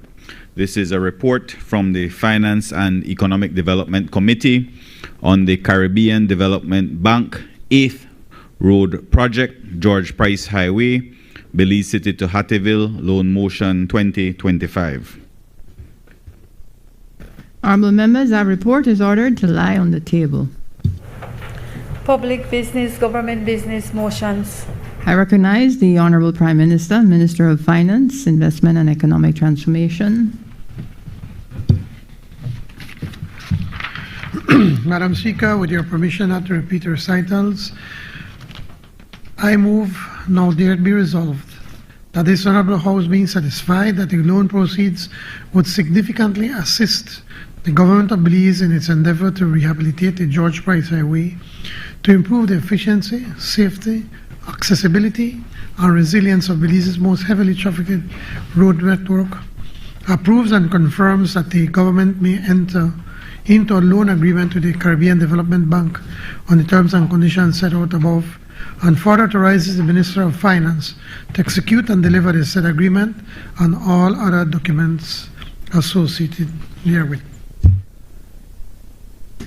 Honorable members, the question is now therefore be it resolved that this Honorable House, being satisfied that the loan proceeds would significantly assist the Government of Belize in its endeavor to rehabilitate the George Price Highway, to improve the efficiency, safety, accessibility, and resilience of Belize's most heavily trafficked road network, approves and confirms that the government may enter into a loan agreement with the Caribbean Development Bank on the terms and conditions set out above, and further authorizes the Minister of Finance to execute and deliver the said agreement and all other documents associated therewith. All those in favor kindly say aye.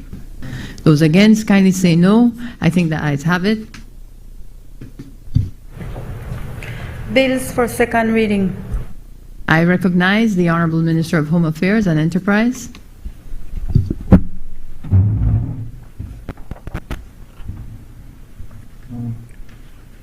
Madam Speaker, this is the DNA Bill 2025. I won't twist my tongue in trying to practice that name there, my friend from Kyle South. But it is the DNA Bill 2025. I move the second reading of a bill for an act to establish the National DNA Database, to provide for a framework for the operation of the National DNA Database in order to facilitate the collection and the use of DNA samples in the investigation and prosecution of indictable offenses, to provide for the management, retention, and destruction of DNA samples and DNA profiles, to provide for the investigation of missing persons and unidentified deceased persons, to establish an oversight body, and to provide for matters connected therewith or incidental thereto.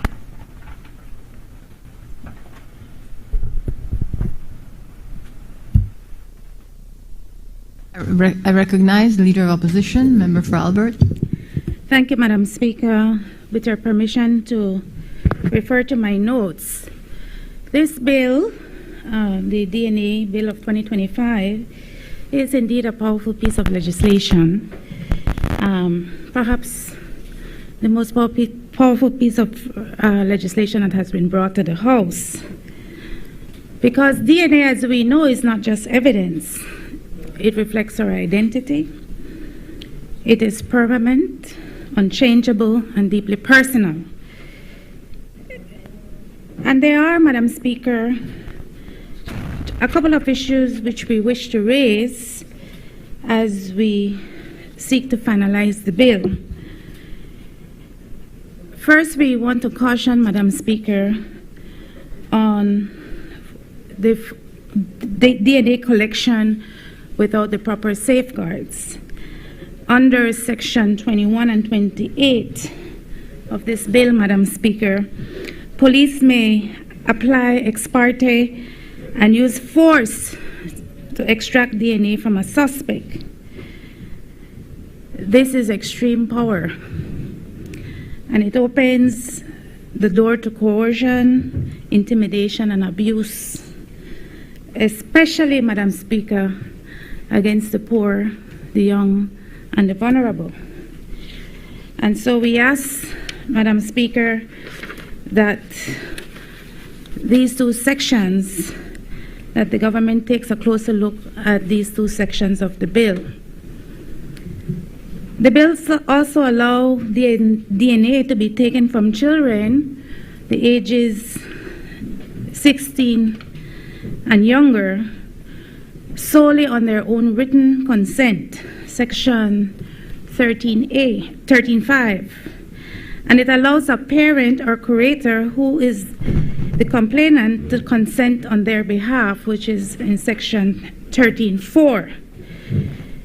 This, we believe, Madam Speaker, is a direct conflict of interest and an injustice waiting to happen. No complainant should ever be allowed to consent on behalf of an accused child.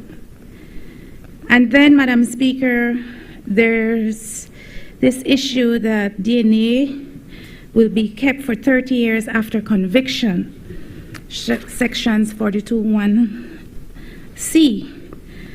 And even innocent suspects must go to the High Court to demand destruction of their own DNA. There's also the issue of the oversight on the DNA Oversight Committee. This committee, as we understand it, will be appointed entirely by the minister and has no power to stop misuse. That is outlined in Section 35. At the same time, the minister can create new DNA indices and amend schedules at will, Sections 6 and 51. It is our view, Madam Speaker, that the watchdog cannot be appointed by the same hand that it must watch. And finally, Madam Speaker, the issue of foreign sharing of Belizean DNA under Section 27. DNA samples and profiles may be sent abroad through MLAT agreements, but there are no guarantees about how foreign governments store, copy, or use Belizean DNA. And so we ask, Madam Speaker, that, of course, we support modern forensic tools, and we support using science to fight crime. We support a DNA database built on rights, on fairness and transparency. And so we ask, Madam Speaker, that the ministry responsible take a closer look at the sections we have highlighted. I thank you, Madam Speaker. I recognize the member for Caribbean Shores. Thank you, Madam Speaker. Madam Speaker, I rise to lend my support to what I consider to be a very progressive bill, the type of bill that you see in all modern societies, especially those plagued by crime and violence. The National Forensic Science Service, as you may know, Leader of the Opposition, carried out extensive stakeholder consultation on this matter in conjunction with the European Union and the Pace Justice Project. And it is a very progressive bill that in many instances replicates what a lot of the forward-thinking societies, first world countries even, have in their legislation as it pertains to DNA database and DNA collection. And while I can appreciate your comments here today, I was just by chance going over the House committee notes, and I don't know if it was that the opposition did not attend the House committee to offer their input and feedback, but this is the first occasion because there's no notes on this from the House committee to say that you had any issue in terms of the DNA bill. But having said that, we must realize that with the issues that we are facing today with crime and violence, there are certain sacrifices that we as a society will have to make. You often hear people complain about the CCTV cameras even, that, oh, now everybody is watching us. But similar to the CCTV cameras, if it is that you are a law-abiding citizen and you are not engaged in any nefarious or criminal activities, then you really have absolutely nothing to worry about. This legislation provides for DNA samples to be given voluntarily, which of course will always be the option that will be offered. But in the event an individual is a suspect, obviously they will not want to volunteer their DNA if it is bodily fluids or other DNA was found at a crime scene.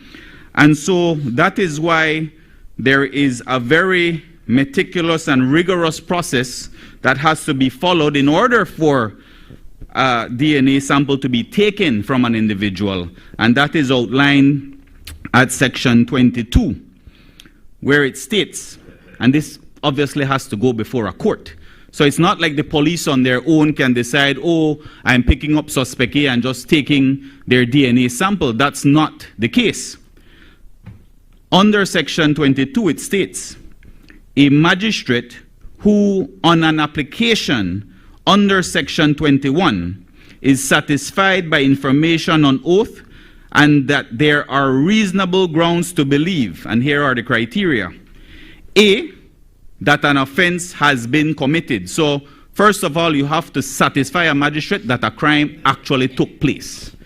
B, that a bodily sample has been recovered from a crime scene. C, that the suspect was a party to the offense. And so, preliminary information has to be proffered to the magistrate to suggest that, in fact, the suspect that the police are seeking a DNA sample from, that they are a suspect and a party to that offense. D, that DNA analysis of a bodily sample from the suspect will provide evidence about whether the bodily sample referred to in paragraph B was from the suspect. And finally, E, that it is in the best interests of the administration of justice may issue the order authorizing a police officer to obtain or cause to be obtained under the direction of the police officer a DNA sample from the suspect. And so I just want to assure the Belizean people that there is a process that police officers, and I believe the law speaks to an inspector or higher, having to make this application in order for a DNA sample to actually be taken from a suspect. And also, Madam Speaker, we have seen where, at least over the last 5 years, the types of training that our National Forensic Science Service have undergone, whether it's in ballistics, and you can check the court records, there have been murderers who have been convicted after analysis from ballistics. There have been rapists who have been convicted from their bodily fluid being found at the crime scene. And most recently, and this is one that I think we should take as a feather, Prime Minister, in our caps, recently an individual was charged based on their motor vehicle. This is a hit and run. Their motor vehicle had blood stains on the front of it. And because this administration invested in a rapid DNA machine last year, and our National Forensic Science Service went through a 6-month training for its personnel, within 48 hours, they were able to say that that particular blood found on that vehicle matched the deceased. And that was the way they were able to charge the individual because of that analysis. And so we can see where a DNA database is absolutely essential in 2025 for our justice system and for the safety and security of our people. And so I just want to thank the members at the NFSS, the director, Mr. Jian Cho, and his team. Quite a vibrant team over there.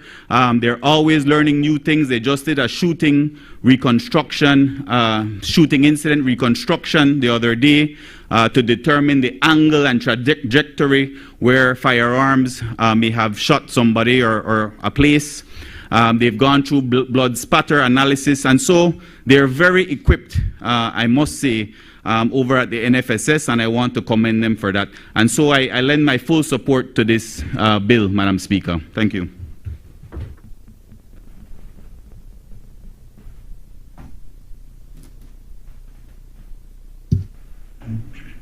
Thank you very much, Madam Speaker, and thank you very much, Minister Karim, member for Caribbean Shores. I'd just like to wrap up by saying that this DNA bill will revolutionize crime fighting in Belize by providing a legal framework that establishes the national DNA database and provides mechanisms to facilitate the collection and the use of the DNA samples.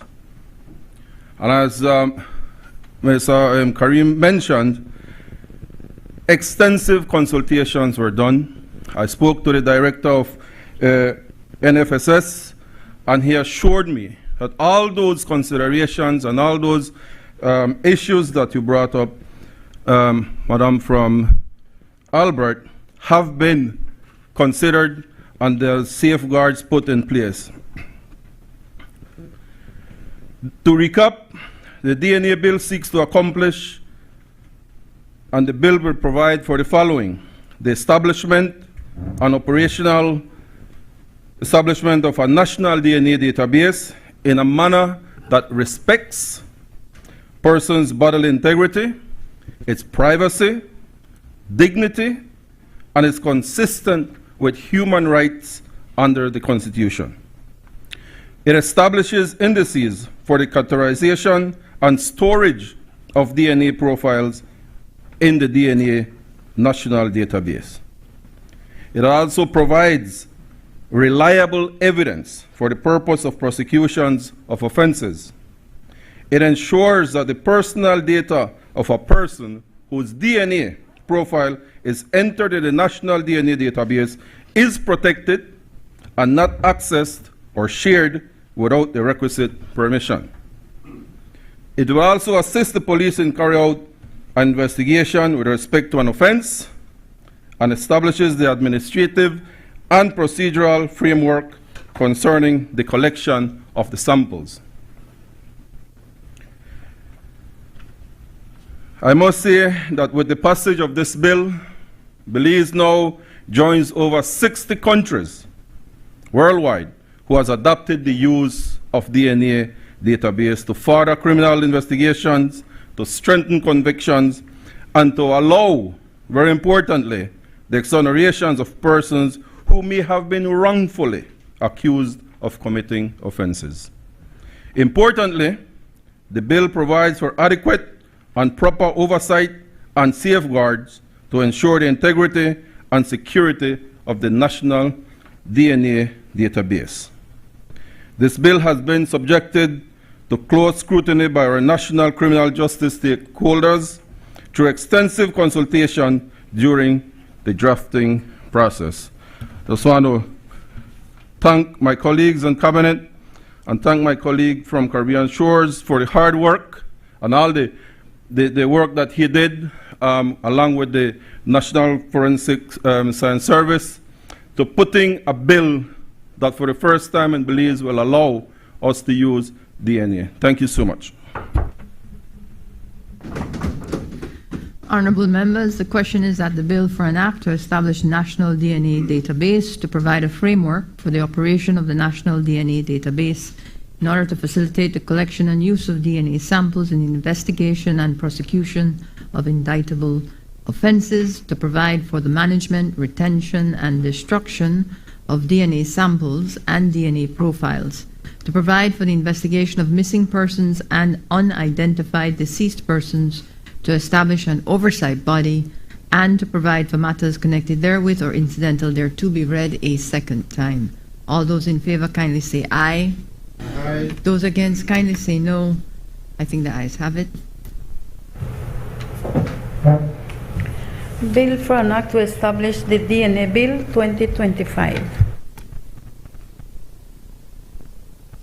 I recognize the Honorable Minister of Sustainable Development, Climate Change, and Solid Waste Management. Thank you, Madam Speaker. This is the Climate Change and Carbon Markets Initiative Bill 2025. I move the second reading of a bill for an act to develop, implement, manage, and regulate mechanisms to enhance climate resilience and low-emission development for the sustainable development of Belize, to respect the objectives and principles of the International Climate Change Regime ratified in the United Nations Framework Convention on Climate Change and the Paris Agreement, to establish a market in Belize to trade carbon credits, and to provide for matters connected therewith or incidental thereto. I recognize the Leader of Opposition, Member for Albert. Thank you, Madam Speaker. I rise on behalf of the opposition to make an intervention on the Climate Change and Carbon Market Initiatives Bill 2025. At the most recent the House Committee meeting, a lot of the concerns that were raised have now been taken into account with the amendments proposed to the bill. But there are two areas, or maybe three, that I'm not sure has sufficiently been taken under consideration. The first one has to do with the confusion over who actually owns the credits and who has the right to sell them. I believe that's Section 39, if I'm not wrong. And an amendment had been made, but I don't know if it goes far enough, and so we want to raise that as a concern. The other issue that we had was as it relates to the penalties, Madam Speaker. We feel certainly that those penalties, I think 20,000 is the cap, is far too low when we're looking at an industry or a market that measures in the millions and millions of dollars. So I don't know that 20,000 is a deterrent. And then the final issue for us, Madam Speaker, is that of the absence of public participation. So the bill does call for a registry, if you will,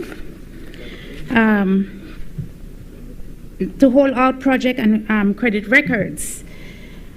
We believe that's a good step, but we believe it should go a little further, that to allow that register to be open to the public, that it should be online and searchable and user-friendly, particularly to the communities that matter, the communities that will be affected, to NGOs and to our journalists, and also to buyers of these carbon credits. Outside of that, Madam Speaker, the opposition supports this bill. Thank you. I recognize the Honourable Minister. Thank you, Madam Speaker. To address the concerns of the Leader of the Opposition, certainly, if you recall, the bill has gone through a long process. Early last year, we made the first introduction of the bill, and it went through a continued stakeholder consultation after the bill was presented for the first time. A little bit unusual, but it did go through.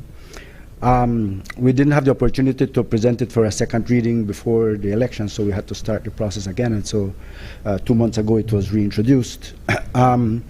That gave us the opportunity for more consultation, and stakeholders came in, gave their opinions, and then we had the parliamentary meetings where stakeholders came in. There was participation from all sides, NGOs, CBOs, and we had the participation, and thanks to the guidance of the people at the AG's ministry, the draft people especially.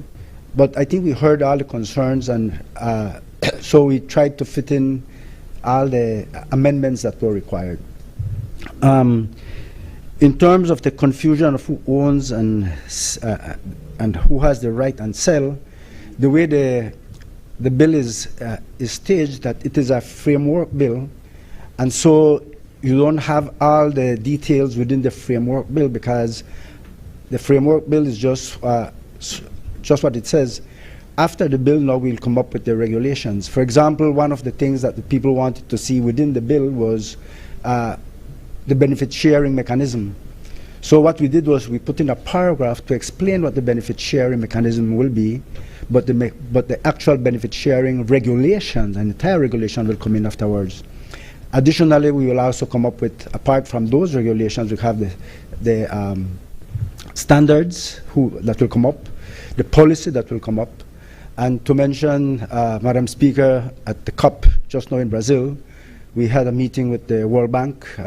We had some consultations with the people from Taiwan and other institutions who are willing to assist us to come up with the regulations and the standards and the policy.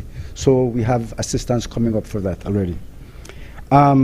In terms of the penalties, possibly the cap might be too low. But this is, if you look at the what the penalties are talking about, is basically when you forfeit or don't come up with the transparency that is required, because you really can't sell anything if you do not go through the registry. So anybody that wants to have a carbon project will have to apply to the registry and say, well, I have this carbon project where I'm developing, whether I'm planting trees or I'm planting mangroves, or I have a project to trap carbon dioxide or to reduce emissions. Those are all carbon projects, and so you'll have to put that in. And so unless you lie, there's no transparency. That is why it's there. But it's not something very serious. You also mentioned the issue of the absence of public participation. I think that there was sufficient public participation, especially during the consultative process. We had, like I said, NGOs, CBOs, the private sector, everybody had that opportunity. The registry is open, or will be open.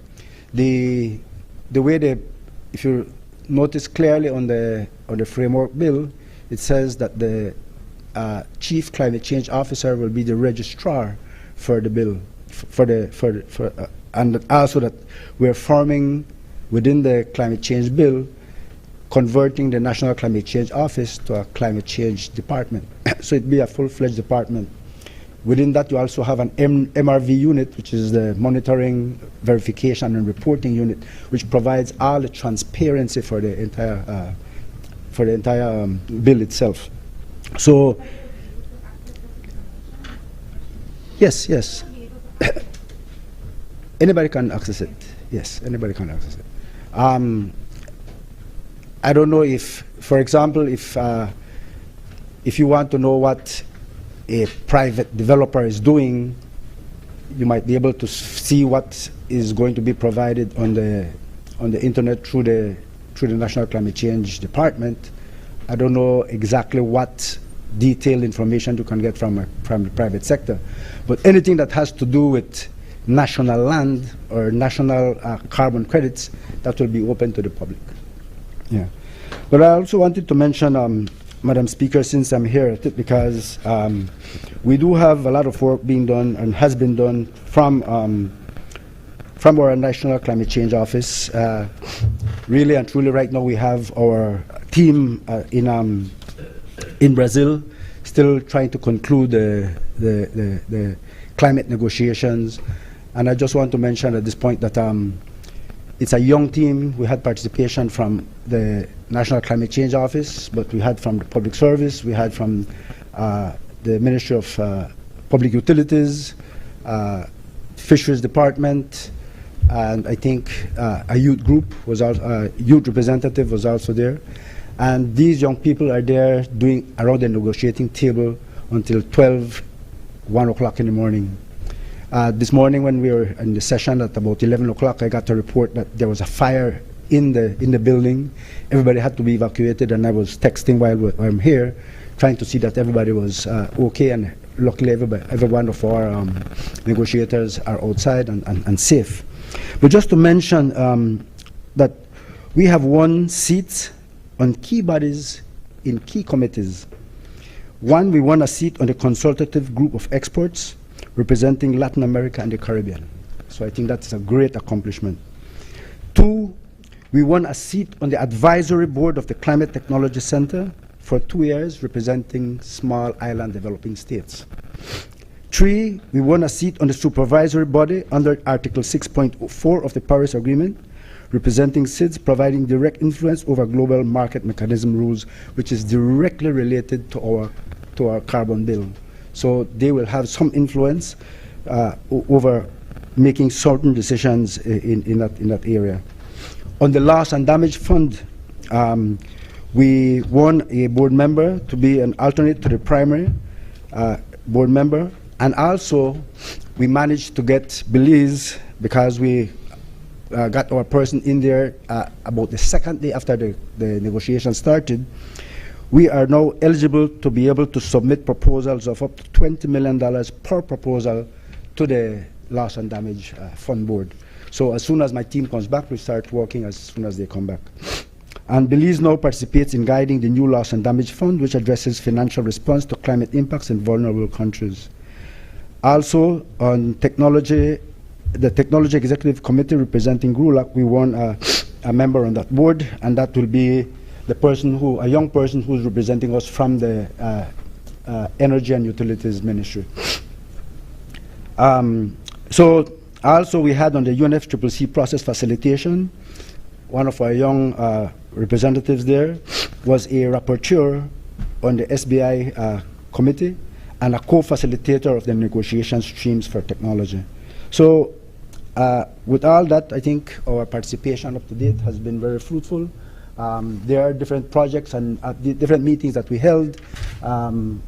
Minister Osman Martinez from MET, we'll be having some meetings with them because we are able to finalize certain projects with GCF, with the GEF, that will assist us to move our climate change bill and carbon bill forward, but also to get funding through PACT for different projects within the National Protected Areas System. Thanks. There were 8 from our ministry, 1 from Public Utilities, that's 9, 10, 11, 12 persons from government. The rest, we had a bigger team, but including 5 Cs who are not, they just go along with us. Yes, we provided a way for the 2 members of the indigenous community from Toledo to also be there. We also met and had a meeting with them in Brazil. First time they have 2 days of consultation on tourism. Yes, yes, yes. Tourism was a new thing this year at the COP. We weren't there. Yeah, no, it was new. Yeah. Thank you.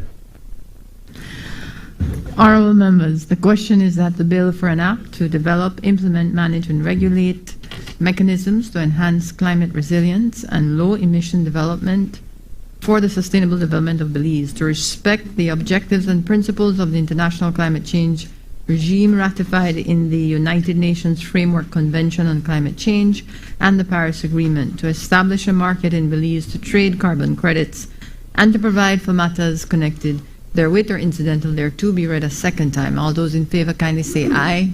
Aye. Those against kindly say no. I think the ayes have it. Bill for an act to develop, implement, manage and regulate the Climate Change and Carbon Markets Initiative Bill 2025, Committee of the Whole House on Bills. Honourable members, the House will now resolve into a Committee of the Whole House to consider the bills that were read a second time. Would like to ask any members of the media those who may be in the gallery once more to leave during this portion of the sitting.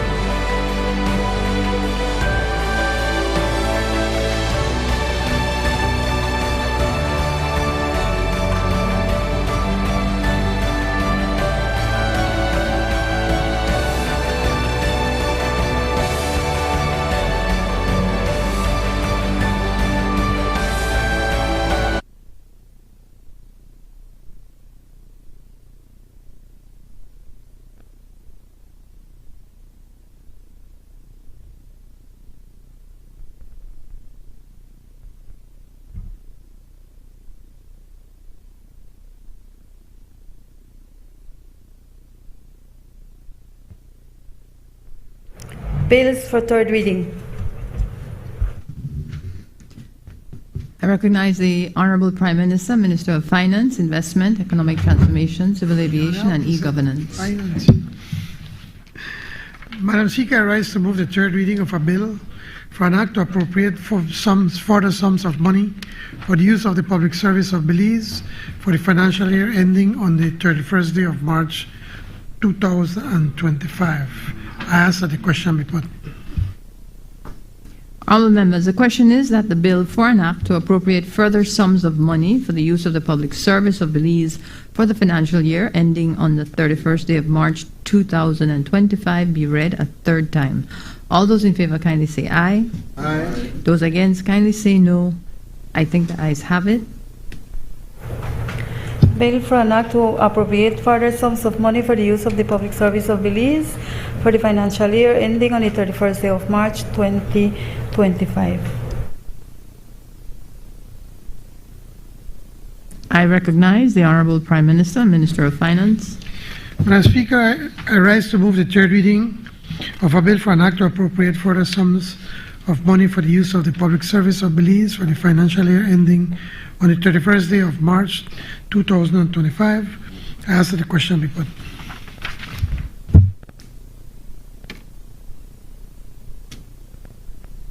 It's 31st of March. Honourable members, the question is that the bill for an act to appropriate further sums of money for the use of the public service of Belize for the financial year ending on the 31st day of March 2026 be read a third time. All those in favour kindly say aye. Aye. Those against kindly say no. I think the ayes have it. Bill for an act to appropriate further sums of money for the use of the public service of Belize for the financial year ending on the 31st day of March 2026. I recognize the Honourable Minister of Home Affairs and Enterprise. Madam Speaker, I rise to report that the Committee of the Whole House has considered the DNA Bill 2025 and passed it with amendments. I now move the third reading of that bill. Honourable members, the question is that the bill for an act to establish a national DNA database to provide a framework for the operation of the national DNA database in order to facilitate the collection and use of DNA samples in investigation and prosecution of indictable offences, to provide for the management, retention and destruction of DNA samples and DNA profiles, to provide for the investigation of missing persons and unidentified deceased persons, to establish an oversight body, and to provide for matters connected therewith or incidental thereto, be read a third time. All those in favour kindly say aye. Aye. Those against kindly say no. I think the ayes have it.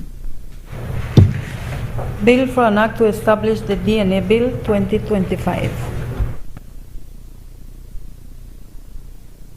Is the Honourable Minister of Sustainable Development, Climate Change and Solid Waste Management. Madam Speaker, I rise to report that the Committee of the Whole House has considered the Climate Change and Carbon Market Initiatives Bill 2025 and passed it without amendment. I now move the third reading of that bill. Honourable members, the question is that the bill for an act to develop, implement, manage and regulate mechanisms to enhance climate resilience and low emission development for the sustainable development of Belize to respect the objectives and principles of the International Climate Change Regime ratified in the United Nations Framework Convention on Climate Change and the Paris Agreement, to establish a market in Belize to trade carbon credits and to provide for matters connected therewith or incidental thereto, be read a third time. All those in favour kindly say aye. Aye. Those against kindly say no. I think the ayes have it. Bill for an act to develop, implement, manage and regulate the Climate Change and Carbon Markets Initiatives Bill 2025. I recognize the Honourable Prime Minister. Madam Speaker, I move that the House do now adjourn. I recognize the member for Mesopotamia. Good afternoon, Madam Speaker. I rise to speak on a matter of public importance. Public concerns, yes. Madam Speaker, the PUC just approved a 13.5% water tariff increase for BWS. Let's make just some maths right here. the revenue for BWS, $53.6 million, a 13.5% increase is roughly $7.2 million, with a yearly average profit around $4.5 million. So every year for the next couple of years, roughly, just an average $7 to $8 million increase in terms of revenue, plus whatever profits they were seeing that they're continuing the same trend. So definitely it'll be well into the 8 figures in terms of the profits. BWS has not increased water rates since April 2015. That's 10 years ago. But yet, in those 10 years, they still managed to remain profitable. So why all of a sudden the 13.5% rate? And yes, I heard the Prime Minister and the other side said that inflation, cost of living, salaries, and all that. And I do understand those things. But this is forcing Belizean and families to finance what government should be financing. This 13.5% increase comes at the worst possible time for our people. According to the SIB, inflation across the board is up. And I won't get into the details in terms of how much percents and stuff like that. That's why I said not do it.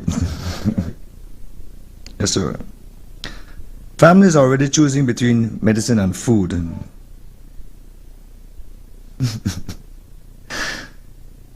They cannot absorb another massive utility rate increase. Cost of living across the board is up. The Prime Minister has already signaled that rates for BL will definitely go up also. Here's what makes this BWS rate increase really kind of unacceptable, Madam Speaker. The executive chairman of BWS stated that their operations can remain sustainable without their increase. Yet in the same breath, their business plan admits they are extremely cash-strapped. And that was on the news, Madam Speaker. So I don't know which one it is. Either you're profitable and you got money, you're not profitable and you don't got money, or which way? You need to decide which way you want to go. Are they one of the most financially stable water utilities in the Caribbean?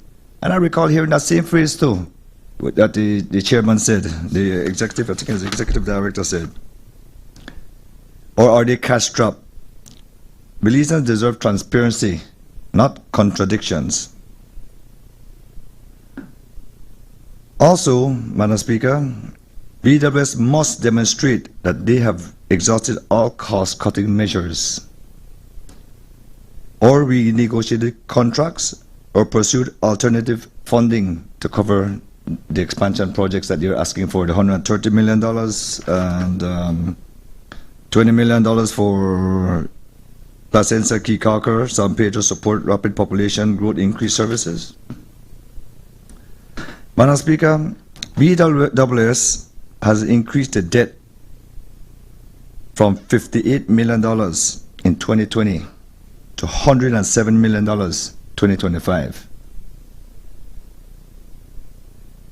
The management team increased from 9 to 16. Staff increased from 285, which got a cost of $13 million 2021, to 346 at a cost of $17.2 million 2025, a $4.2 million increase per year. So when you take that $4.2 million, plus when they're profitable about 4.5, that gives you almost $9 million already. Then, in donations in 2021 and prior, roughly under 6 figures, roughly $70,000. That's what the report said. And now in 2020, and now the last report was donations is $582,000. That's an 800% increase. So that's wastage, Madam Speaker. Travel, 2021, under $200,000. Now it's $341,000. That's a 72% increase. If they needed, at least, the increase, at least try to cut some corners in the business, cut savings, before they increase it to the public. We call on the PUC to remember its mandate to protect the consumers and apply the same principle that led to the rejection of BEL's rate increase suggestion. But of course, we know that this next year they will increase the BEL rates already. Madam Speaker, there's another line here that says consumption of up to 1,000 gallons. The current rate, flat rate, is $8.72.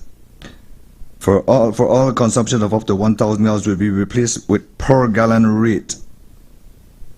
The removal of the flat rate improves fairness for low consumption consumers by charging them for only what they use. Madam Speaker, I'm going to do a little couple maths here also. A family of three, not too much. Family of three use the restroom 3 times a day. So every time you use the bathroom and flush it, roughly 2 to 2.5 gallons of flush it. So if you go for the restroom 3 times a day, that's 22.5 gallons for the day. And for the shower, I'd say probably about 10 gallons, when you want for shower. And then that comes up to 30 gallons for the day. In total, day usage is 52.5 gallons per day, low consumption. So that puts us at 30 days, so that puts us at 1,500 plus gallons per month. And so what is not mentioned is what will be the rate for the flat, when they take away the flat rate, what will be the rate per gallon? It's already $8 and change for the flat rate, and of course they probably go over another 500 gallon. So probably what, $12, what if taken into the consideration $9 for 1,000 gallons, so it'd probably be about $12, $13 for the $1,500 of water. So what is the rate rate for the new revision when they take away the flat rate? So, Madam Speaker, those are just some of the questions we'd like to know, and hopefully that BWS can manage their finances more properly and don't ask for any more rate increase for the future. Thanks. I recognize the Minister for Public Utilities. Thank you, Madam Speaker.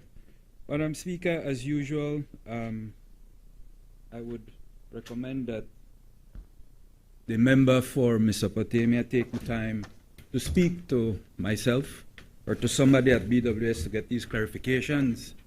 Madam Speaker, not even a month ago, the BWS was voted as the gold standard across the Caribbean, and so that BWS has established themselves as the leader in the providers of water and wastewater management across the Caribbean. In terms of the rate increases, Madam Speaker, this did not just happen like that. What happened is that BWS is mandated to submit an annual tariff review to the PUC, and it is the PUC who reviews these fees and determine whether or not BWS would be entitled to an increase or not. But, Madam Speaker, what the member from Mesopotamia is not saying is that the social tariff, the people who benefit from the social tariff, is going to be expanded so that the most vulnerable people in the community will continue to benefit from these social rates, Madam Speaker.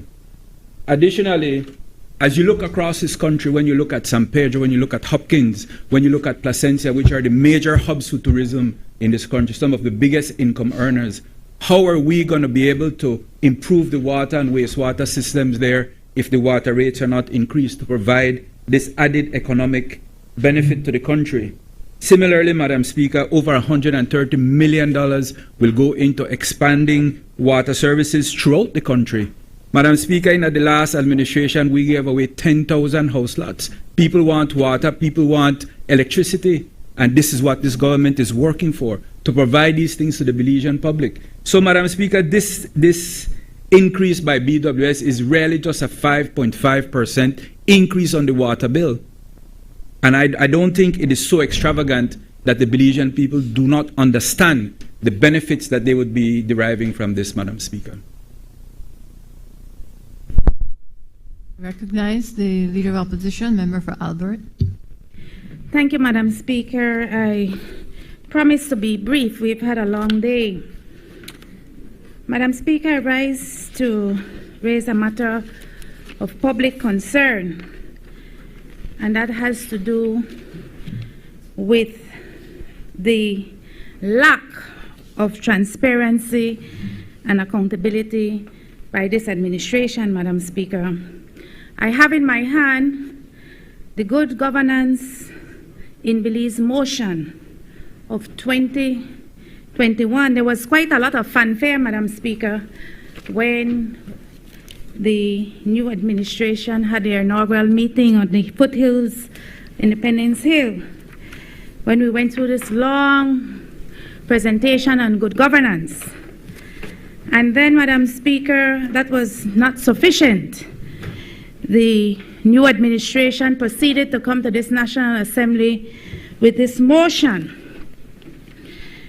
And if I may quote from the motion itself, this was a notice given on the 14th of December 2020. It says in the preamble number 6 that the government would, and I quote, will work to eliminate economic and social privileges and disparity among Belizeans, and to protect the right of all life, liberty, access to affordable education, universal health care, land and housing, and the right to live in peaceful communities. Madam Speaker, the recitals continue. Number 9, that the new administration would insist on good and transparent governance and to hold accountable those who betray the public good. It would implement measures, Madam Speaker, to ensure that the 3 branches of government, i.e. the executive, the legislature, and the judiciary, to function as truly complementary but independent branches as envisioned in the Constitution. The Good Governance motion, Madam Speaker, also spoke to taking measures to reduce discretionary ministerial powers in order to increase administrative efficiency and eliminate, where possible, political intervention. And I want to read one more recital, Madam Speaker, part of the resolution, that it said,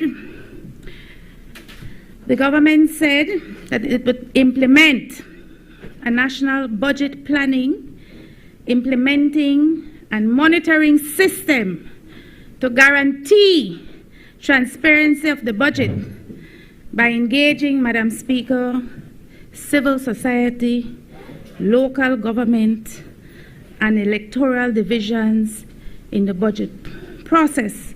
I assume that didn't only mean the electoral divisions on the government side, but the 5 electoral divisions here on the opposition side. Excuse me, member, I just want to be clear. The lack of transparency Transparency and accountability in accordance with the Good Governance motion, Madam Speaker. But we're not revising a debate on the Good Governance motion, because that's a Would you allow me to make the presentation, Madam Speaker? I will, but I want to make sure that we're not about to revive a debate on a motion that was already passed. Because you have been reading from the motion. I'm just asking for that clarity. So I'm giving the Belizean people a reminder, Madam Speaker, of what the motion said in 2021, if I would be allowed to do so. Member, I don't mean to be facetious on the matter. It's on adjournment, it's a matter of national importance, public concern. You stood on the point saying lack of transparency, and you asked to read the governance motion, which has been fully debated and passed. It is a standing order that we don't revive debates on it. Therefore, I'm asking for clarity so that I don't have to be interrupting again when I don't hear where your presentation is going on the lack of transparency. That is what you stood on. Thank you, Madam Speaker. I am not trying to revive a debate. My intention of reading from the motion is to remind the Belizean people and the members on that side the commitment they made to the Belizean people regarding this motion. Again, my apologies. It's not about semantics. You're asking to remind the Belizean public about commitments the government has made, but you stood on the public concern of lack of transparency. I just want you to bring that together. The member of Potamia stood on a specific point, and his point was specific to that. I'm having difficulty seeing the link. That's all I'm asking. You said remind, but then you stood on, you have a concern of lack of transparency. Speaker, if you would just allow me another minute or so, you may see the link. And I'm sure that you're not trying to shut me down. The reality, Madam Speaker... No. Of course, I would... No, I don't need to practice yoga. I just want to be clear. We have standing orders, members, and there's no need to even suggest or insinuate by any means, even when framing it with a question, that I am not shutting the opposition down. I think my record shows quite differently. I'm simply stating a matter of point. There's rules, we have them. What is a matter of national importance on the adjournment, as in Standing Order 13? You stated, Member for Albert, Leader of Opposition, lack of transparency. But I am not hearing that. What I am hearing, as you have rightfully said, you are reading from the governance motion, a motion that has been fully ventilated, debated, and passed, and that is not allowed to revive. It is not allowed to revive. So I asked for caution on it, and you told me that you're bringing back. You will show me the link in a few. By me asking for that is not me shutting down the opposition.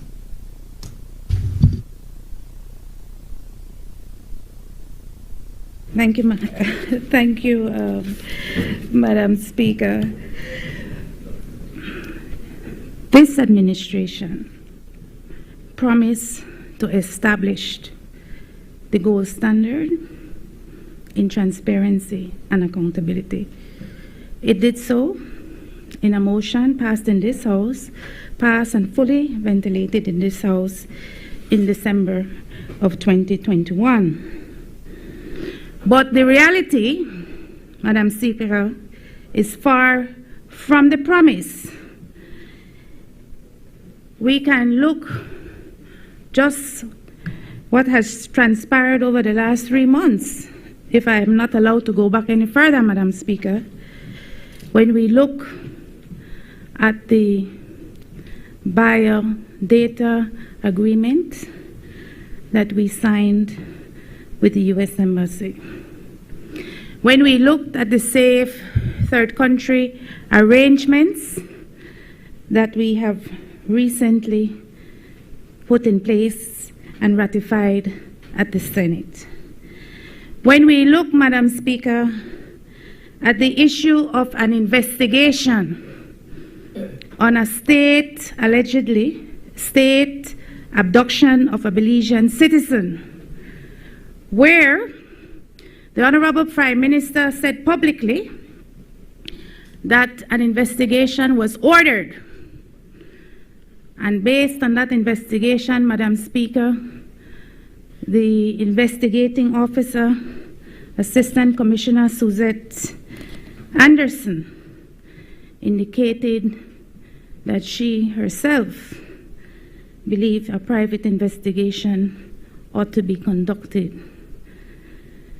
Madam Speaker, it was the Prime Minister who said, not Tracy, not the member for the Albert, not the members on the opposition side, Madam Speaker, that the matter would be sent to the Attorney General's Ministry So a proper investigation can be done into the DPP. And the DPP's response to the file was not that the file was nothing, Madam Speaker. The file was less than nothing. A matter of this significance and of this national importance, where a Belizean has been abducted and handed over to hostile territory. There is a procedure, Prime Minister. There is a procedure. We do need to hear. When several weeks after that incident, the Prime Minister was none the wiser. According to him, he wasn't aware. There was no report, no entry in a diary, nothing. However, because he was under public pressure, he decided to look into the matter.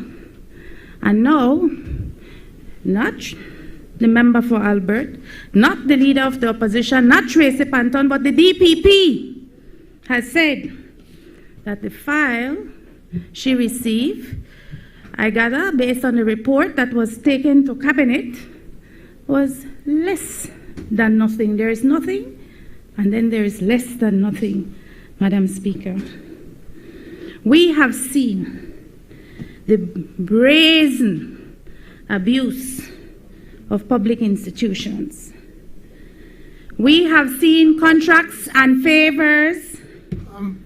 Madam Speaker, that's now it moved from transparency to blatant abuse. She needs to make up her mind. Talking about transparency, she needs to keep it at that. Continue, Member for Albert. We are on the lack of transparency. I have noted you've cited 2 points, the matter being the third Safe Country Agreement, which you're saying as a matter of public concern. While that was not in this House, but in the other chamber, the information wasn't forthcoming. And then you're saying on the investigation regarding, I will just say, the Budna case, that also has some issues of transparency. And you're citing the DPP's remarks on that. Is that correct? I need to hear from the member that I have interpreted a matter of national public importance correctly.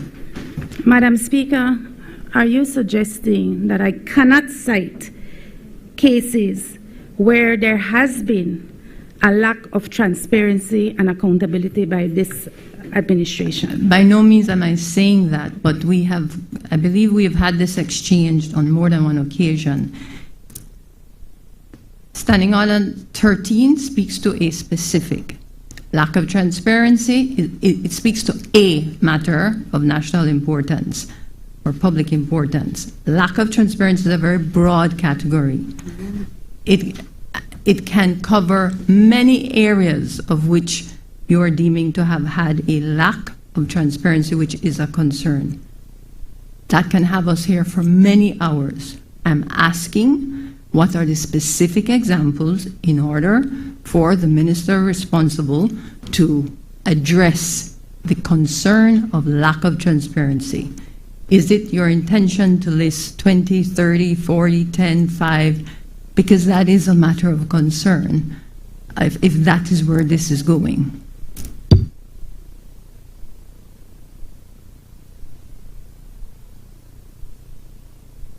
Madam Speaker, I have 5 examples of lack of transparency and accountability by this administration. Madam An example Speaker, of lack of transparency and accountability. if I can, Madam Speaker, on a point of order, and I heard your question just now, there are 2 points. Number one, the Leader of the Opposition has brought up a number of issues, examples as she said, but in the adjournment, because it's a matter of public importance, so that one minister can respond, she has brought up a matter dealing with national IDs, I believe. That would be Ministry of E-Governance. She has brought up a matter dealing with a foreign affairs aspect. That's a different ministry. She has brought up a criminal justice matter, and I would remind the Leader of Opposition that that matter is before the court, and we should not be debating that matter in this Honorable House according to the standing orders. There is a claim in the court currently. So if you're listing 5 different examples, it could be 5 different ministries, and only one minister would be able to respond, and that's the issue with this such a broad topic. Thank you, Madam Speaker. Yes, as I was saying, that's specifically why I'm trying to get the clarity, because we have to ask, it's a minister and not several ministers that are responsible to respond. Lack of transparency is a broad category. You have cited 2, and the 2 cases the 2 examples are already 2 separate ministers. One of the examples you've cited is a matter that is a live matter. I will repeat it, the Budna case that is before the court. So for my records, you've cited 1, and that is the issue related to the third party, third country safe agreement. That's a matter for the Minister of Foreign Affairs.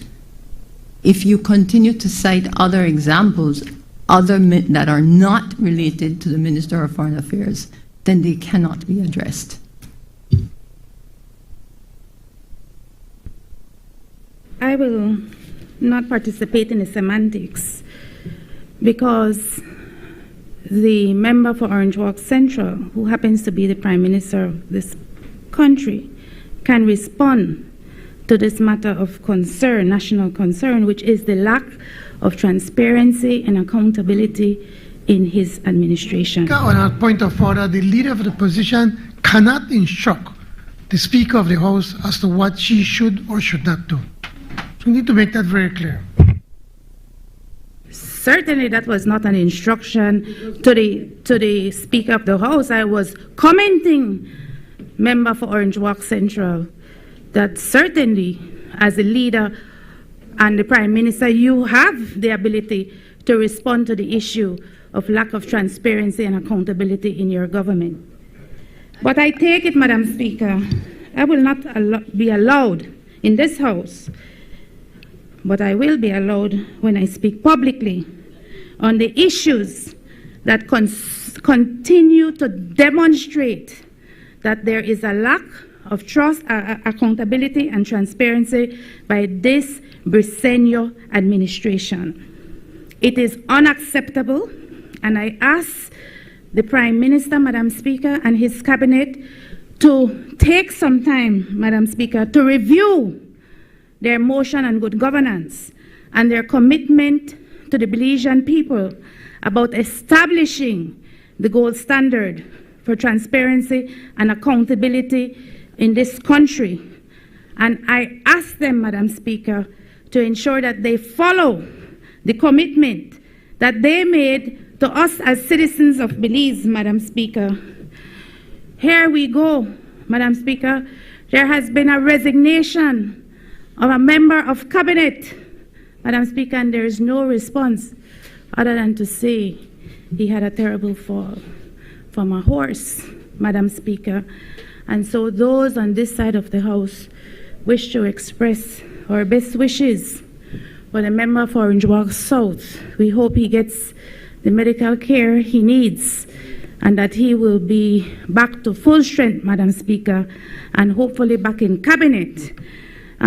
Since we don't know if it's a resignation or if it's a medical leave. The Prime Minister continues, Madam Speaker, to confuse the public because of the lack of transparency and accountability in his administration. Thank you, Madam Speaker.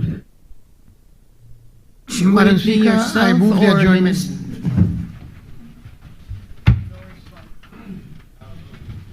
Honorable members, the question is that the House do now adjourn. All those in favor, kindly say aye. Aye. Those against, kindly say no. I think the ayes have it.